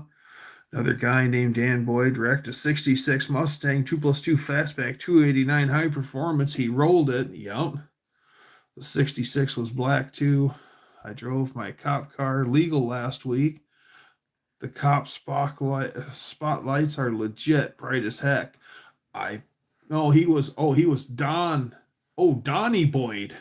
Yeah, Donnie and Danny. Great. Yeah, that's not going to cause any confusion again. Who else had good cars that they absolutely ruined? He didn't ruin it, but he drove that all through high school. And one guy that was a class ahead of me, he had a Argent silver Buick Century that belonged to his grandmother, and she gave it to him when he got his driver's license. But that Buick Century, I think, was a 74 or a 73. Well, it was the exact same car body that Kojak drove, except Kojak's was brown, chocolate brown. But yeah, that kid drove a Buick Century. Another kid, he had a 81 or 82 New Yorker that was like butternut tan, and it had a tan interior, and that was actually a nice car. He didn't wreck that one. One guy had a black Chevette that was actually a really nice car that they bought cheap, and he wrecked that. There was a road,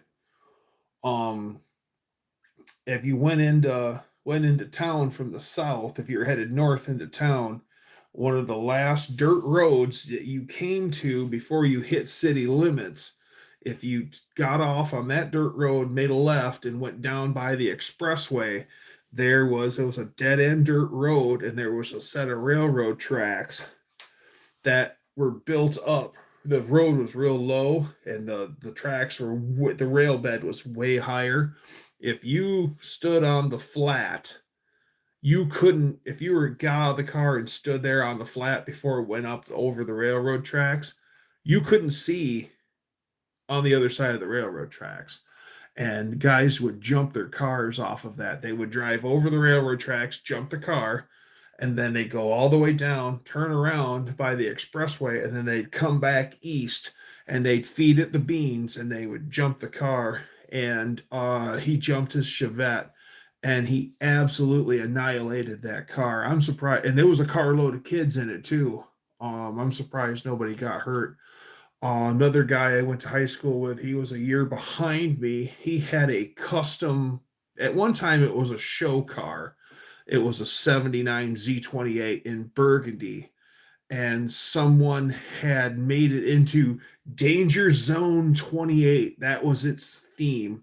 It had Danger Zone 28 on the top of the trunk lid, and it said Danger Zone 28 on the back of the spoiler, and it had a license plate on the front that said Danger Zone 28. It was all custom pinstriped, and at one time had a custom interior, but by the time that he had it, the interior was roached in it, but he didn't care, and he jumped that car unbelievably hard off of that. He jumped it so hard one morning. I wasn't there, but he jumped it so hard one morning that the Kenwood tape deck in it permanently broke. He landed it so hard. The guy was an absolute nut.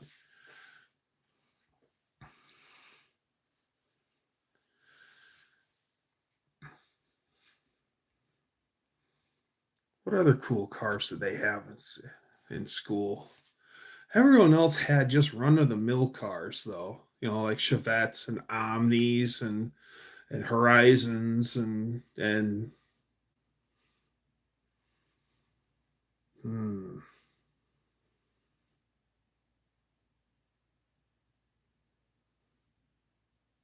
where's he now?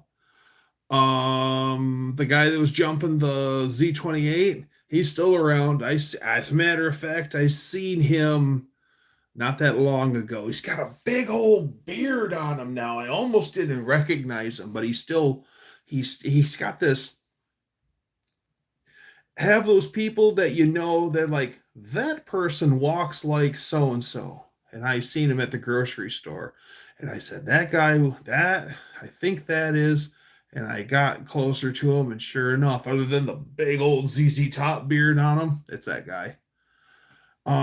That same guy, we were all at a party and he had bought a brand new GMC pickup.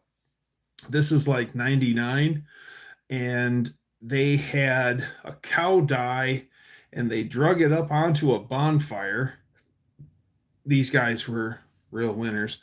And that guy was jumping that pickup over the cow, over the fire. Yeah, nothing bad can happen there, right, guys? Yeah, he's a winner. Um, boy, there was somebody who's that was a guy's dad. He had a Pinto wagon that had a blown 460 in it, and that thing was just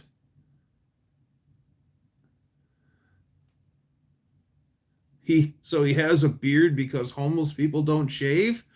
No, I think that he just was one of those guys that just wanted to have the big ass beard. It was nicely kept, you know. But yeah, there's a whole bunch of guys up here that like the big old ZZ Top beards, big old huge beards. Yeah, somebody had the Pinto wagon. It was like white and sable, and it had a blown 460 in it.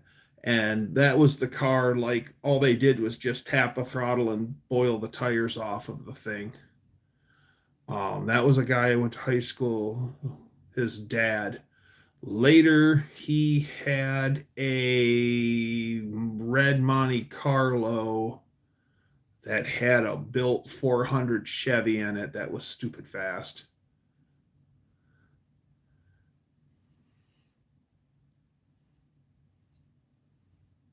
Yeah, my point is doing shit like that will get you sued into oblivion.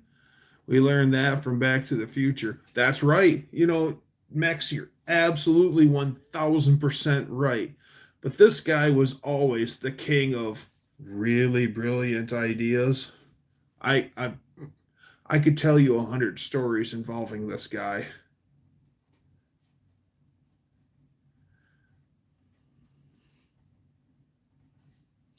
Had a freewheeling Pinto panel wagon. Oh, the freewheeling where okay, I know what you're talking about.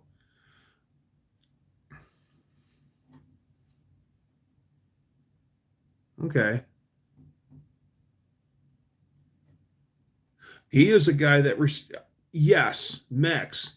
You couldn't have hit the nail more squarely on the head. He's never cared. He's never cared. He's never cared.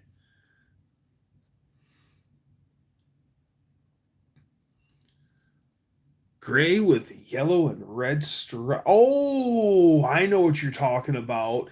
I know what you're talking about. They made an Econoline van with the yeah. Danny Boy, you could get the Econo. I was to match the Pinto or vice versa. And I think there was a Ford pickup in that same color combination too. I think. Yeah, it was like a silver. It was like silver and the stripes. Yeah.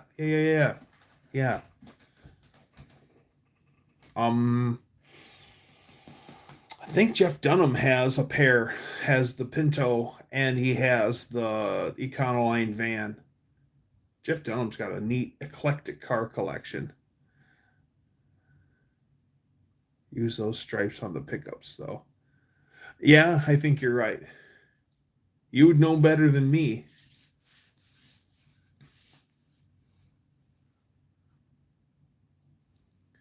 Dang, y'all still going? I decided I'm not ready for bed yet. Well, welcome back, Dakota. Tang.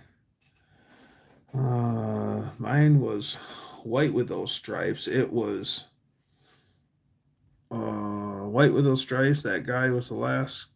That was the last car I ever loaned out. The guy called me and said, "Your car's on the street, and your clutch is no good." Oh yeah, thanks, bud. Ford had a different stripe packages for the trucks. Okay. Watched a friend with a beautiful '76 Laguna SS, black with gold trim. That is a good looking car, too. Center in the guardrail, top of the 4-speed, was touching the bottom of the stereo and the dash. What a waste. He survived.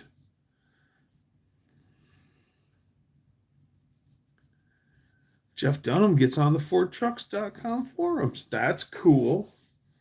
My first car that I was given, I didn't actually own it, but I was young too. I think I was 14 or 13. Um, we were at my neighbor's father-in-law's place, and in the field there was, I don't know if it was a Dodge or if it was a Plymouth, so I don't know if it was a Savoy or if it was a Belvedere, but there was a 57 Mopar parked there. It was a four-door, had fins, and the father-in-law's son, Junior, put it into a viaduct pole on the expressway, and there was holes in the windshield, or somebody's head went through the windshield. And I was just in love with that car. I was just in love with it. We were stood by it, and all I did was drool over it. And the old man's name was Cliff. And Cliff turned to me. He goes, "You really like that car, don't you?" And I said, "I love that car." He goes, "You do?" I said, "Yes, I do." He says, "Good. It's yours. You can have it." "Really?" "Yep. Come get it. It's yours." And so I'm all excited. Dad, my neighbor's father-in-law gave me a car. And I'm all, of course, my whole brain revolves on four spinning wheels. And so Dad's like, "Okay, we can't keep it here at the house." He goes, "Let me talk to Grandpa about it. Maybe we can keep it at the farm." And I'm just impatient and everything. And we all went to breakfast after church one Sunday, and we sat down, and Dad went to the bathroom, and I asked Grandpa if I could bring my car there, and he said no. And then later, after Dad come back, he didn't realize Grandpa had already shot me down, and Dad talked to him about it, and he's like, "Yeah, Doug already asked me," and I told him no. And Dad chewed me. He's like, "You goofed up. You goofed up big time." He's like, "I told you to let me talk to him because I probably could have made it happen, not you." He's like, "You goofed up. Now you don't get the car." And to add insult to injury, the old man Cliff ended up selling it to the local junkyard, which was on the south side of the town that where I went to high school. And our bus went into town on the south, went north through town. So, and then one of our stops also was right next door to the business. And for the longest time, that car was parked out front because that's what they did when it was in processing before it got put in the yard. It would sit next to the driveway that you took back to the yard. So that was what rubbed salt in my wound, was every day for a long time. My car sat there. Not that it really was my car, but you know what? Explain that when you're a kid. My car sat there. And I think that's why I love forward look cars so much, because that was like a 57 four-door fins. Yep. My first car. Um, my actual first vehicle, believe it or not, was an 84 Chevy 84 GMC S15 with a 2.8 V6 and four-wheel drive. Ooh. That sounds like Christine's story. You should have bought it home before telling your dad. I had at 13 or 14. One. Hey, buddy. Ginger. Hi. Wasn't it a 302? I don't know if it was a 302. Oh, it was a Z28. I see. I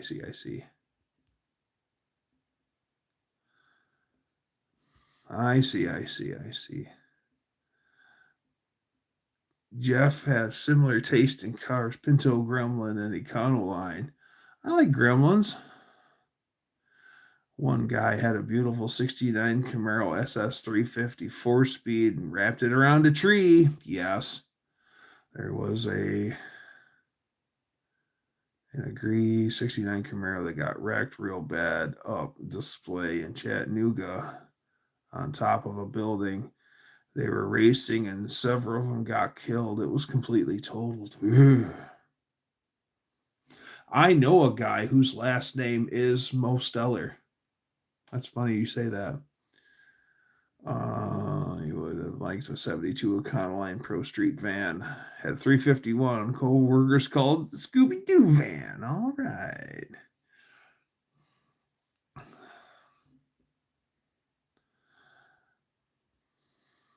How have I been? I've been finer than frog hair. That's how I've been. You can see the TH400 from one of the photos. Who knows? Maybe it's a real one, though, because it had the... Who would fake that on a 9-year-old car? This is true. Been wanting a van for quite a while. They pulled that Camaro off the roof and buried it just a few years ago. It's no longer there. I'm surprised they didn't. I'm surprised. Oh, buried it. And I could see, especially with as fatal as it was. Yeah.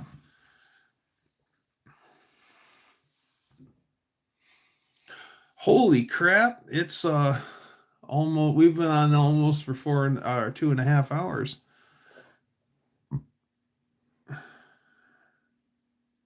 People take their kids to go see it. Yeah. There was, what was it? There was there was some automotive show.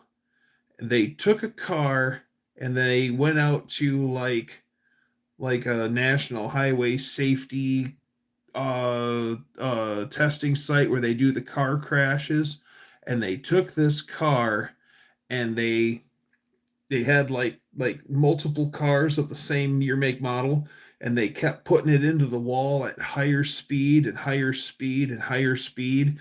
And I forget how fast the final one was, but they put it in the wall at some insane amount of speed, and it basically like self imploded. Like the bumper, like the car was like 2/3 shorter than it was supposed to be. It hit so hard. It just wadded itself up. All the stuff in motion, it just packed itself up tight. It was hard to watch.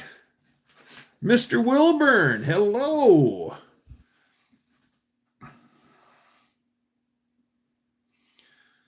With there's pics of it with the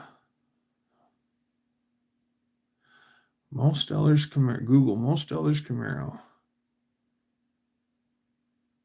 Going over $120.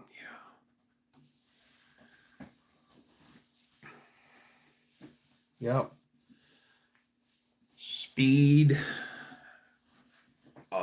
speed, unexperienced drivers, wet conditions. Yeah, nothing bad can happen here. What's heard that a 69 Camaro was the most common car for kids to die in back in the 70s. I wouldn't be the least bit surprised because they also had around that same time, they lowered the drinking age from 21 down to 18. And that happened. My dad, when they lowered the drinking age, my dad was already 21. But my uncle, who was younger than my dad, he could drink legally. And then they raised, because kids were just doing themselves in left and right. What's the house in the thumbnail? That house is the boyhood home of Gerald R. Ford, our president. Gerald R. Ford is from Grand Rapids, Michigan, and that's where he grew up as a child.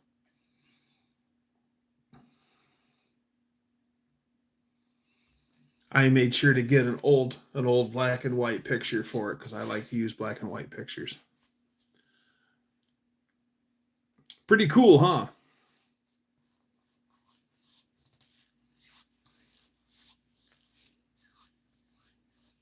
I have to go there and fall down those steps. My drinking age was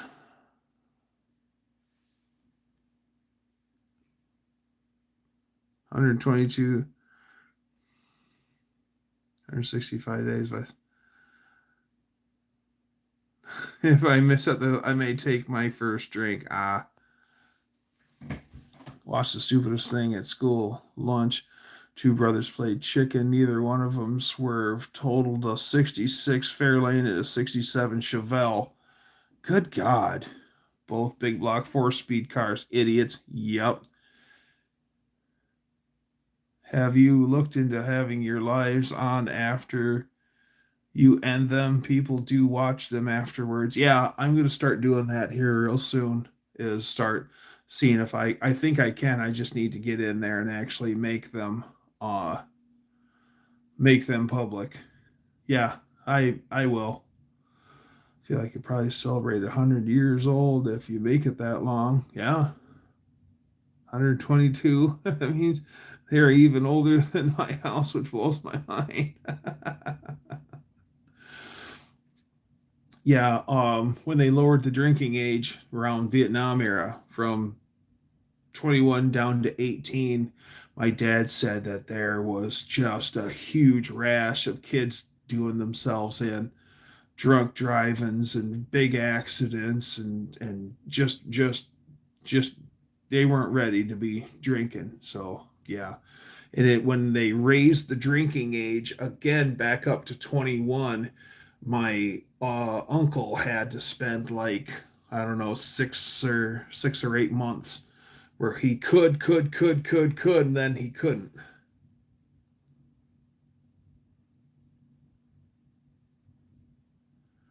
The law has little effect on teenagers sinking. Yeah, I mean drinking. Yeah.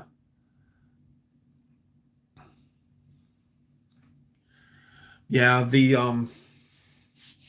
there was a lot of, see, it's weird because when I was in high school, we would go, get beer and go cruise around and stuff. And if you got pulled over, most of the time, unless you kept getting pulled over and kept getting busted with it, most of the time they just take your alcohol away from you and tell you to go home. And sometimes, if the cop knew your parents, he might tell them that, I pulled over your son the other night and he had 2 cases of Budweiser on him. Oh, really? So that was even worse than getting busted by the law. That never happened to me, but I did have my share of getting caught with it though, but I never got in big trouble. My classmates were smoking pot in the 6th grade. Yeah, I remember guys doing dumb stuff like that. Having a whole bunch of older brothers. Lived in an 1890 house when it turned 100. And I lived in my 1910 house when it turned 100. The house I now live in goes back to the 1850s. Wow. I didn't grow up in a small town. Mad made sure people got hauled in for drinking and driving. Yeah, yeah, that was the yeah, Mad had a big thing to do with it. Um yeah, I'm not saying that we got away with drinking and driving, but if you had beer on you, usually they took it away. They wouldn't even give you a minor in possession or an MIP. But if you kept getting caught, then things started to really progress. But most of the time, the all the cops would just kind of take it away from you and look the other way. A house that's seen the Civil War is pretty dang cool. Well, look at Thomas Jefferson's house, Monticello. Um, the Rebel Army used that as a grain storage facility during the Civil War. That nice house was a grain storage facility. It has a turret. Cool.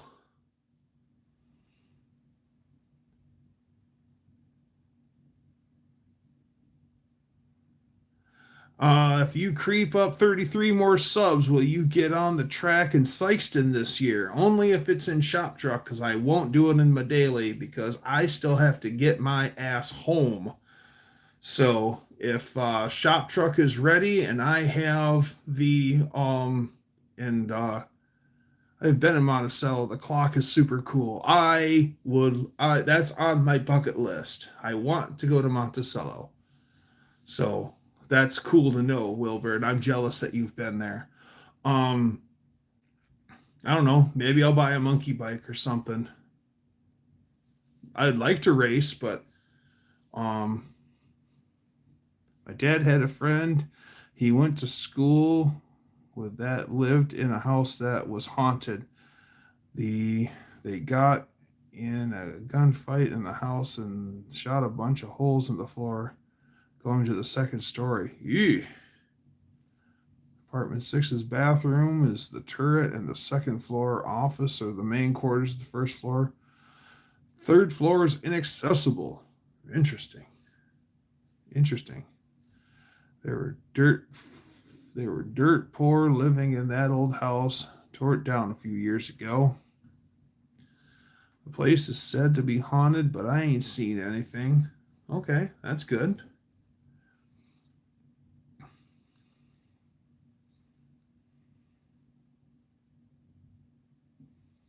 124 miles from here, 2 hours and 15-minute drive. Fun day trip. That sounds like a fun day trip. I Maybe someday I'll have to come down and visit you, Mr. Wilburn. I think it'd be nice to have an actual Virginian show me around. That'd be nice. Last time I drove by, I think the chimneys are still standing.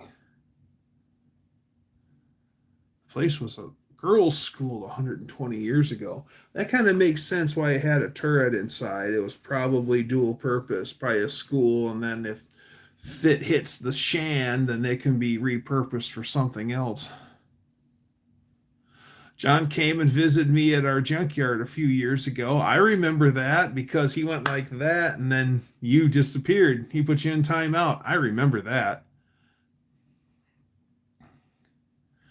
This house is too new to be haunted. I don't know about the yard though. This is true. Can't remember if I've been to Monticello or not. Went to DC with my grandparents in the summer of '77. Cool. Um, and you're welcome to come back next time you're coming by. That's awesome. That's awesome. I know, like Fort Michilimackinac and Mackinac Island is old, old, old. Fort Michilimackinac is on the shore of the Lower Peninsula, and if you drive on 75 and you hit the Mackinac Bridge, you drive right over Fort Michilimackinac, and that's old. That's like from the fur trade from like the late 1700s or something like that. It's way cool. like Mackinac City and St. Ignace is just history packed.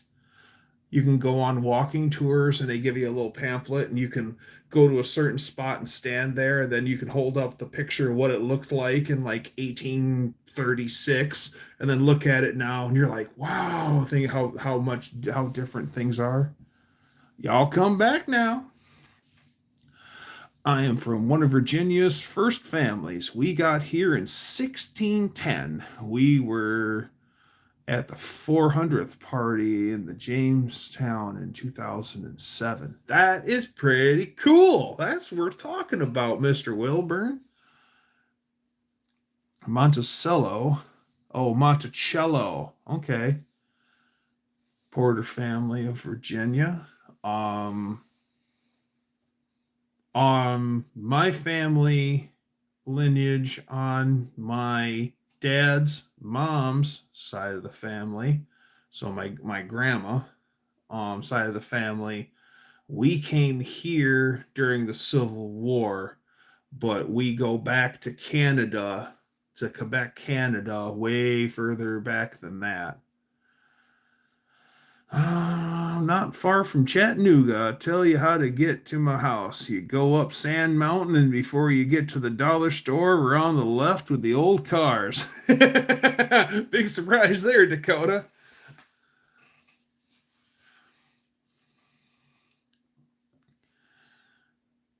Audra Potter lived next door to me when I was a tyke, and her dad's middle name was Sherman. Sherman Potter. Dakota loves that new Dollar General. Mosteller's Camaro was in Chattanooga. Okay. Yeah, there's a Dollar General. I don't even think it's a mile and a half away from my house. Convenient. Expensive, but convenient.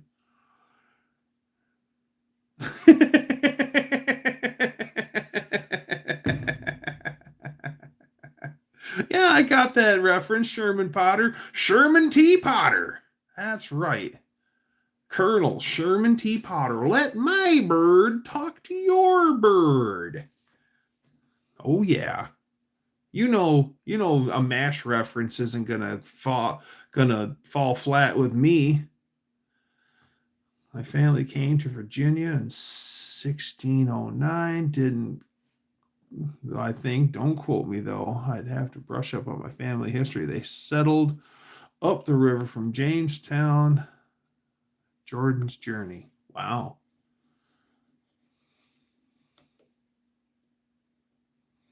Dollar General being expensive is just wild and crazy.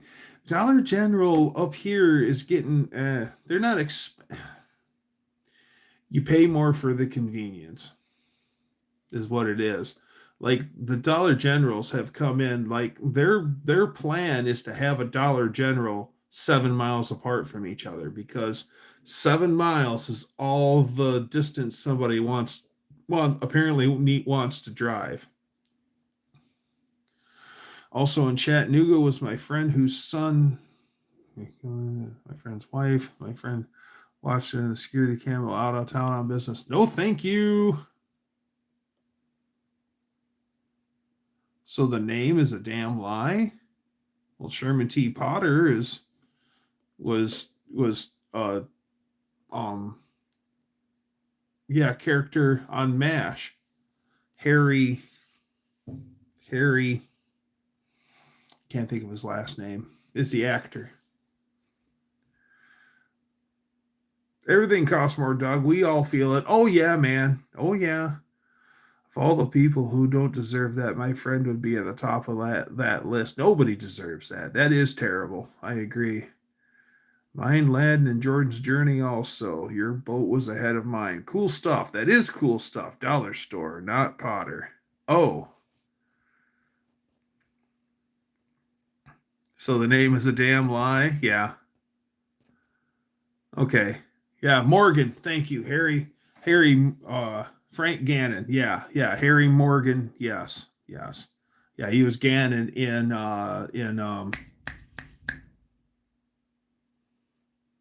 Jack Webb, Dragnet. How many Doug points do you get? All of them. You get 100,000 Doug points.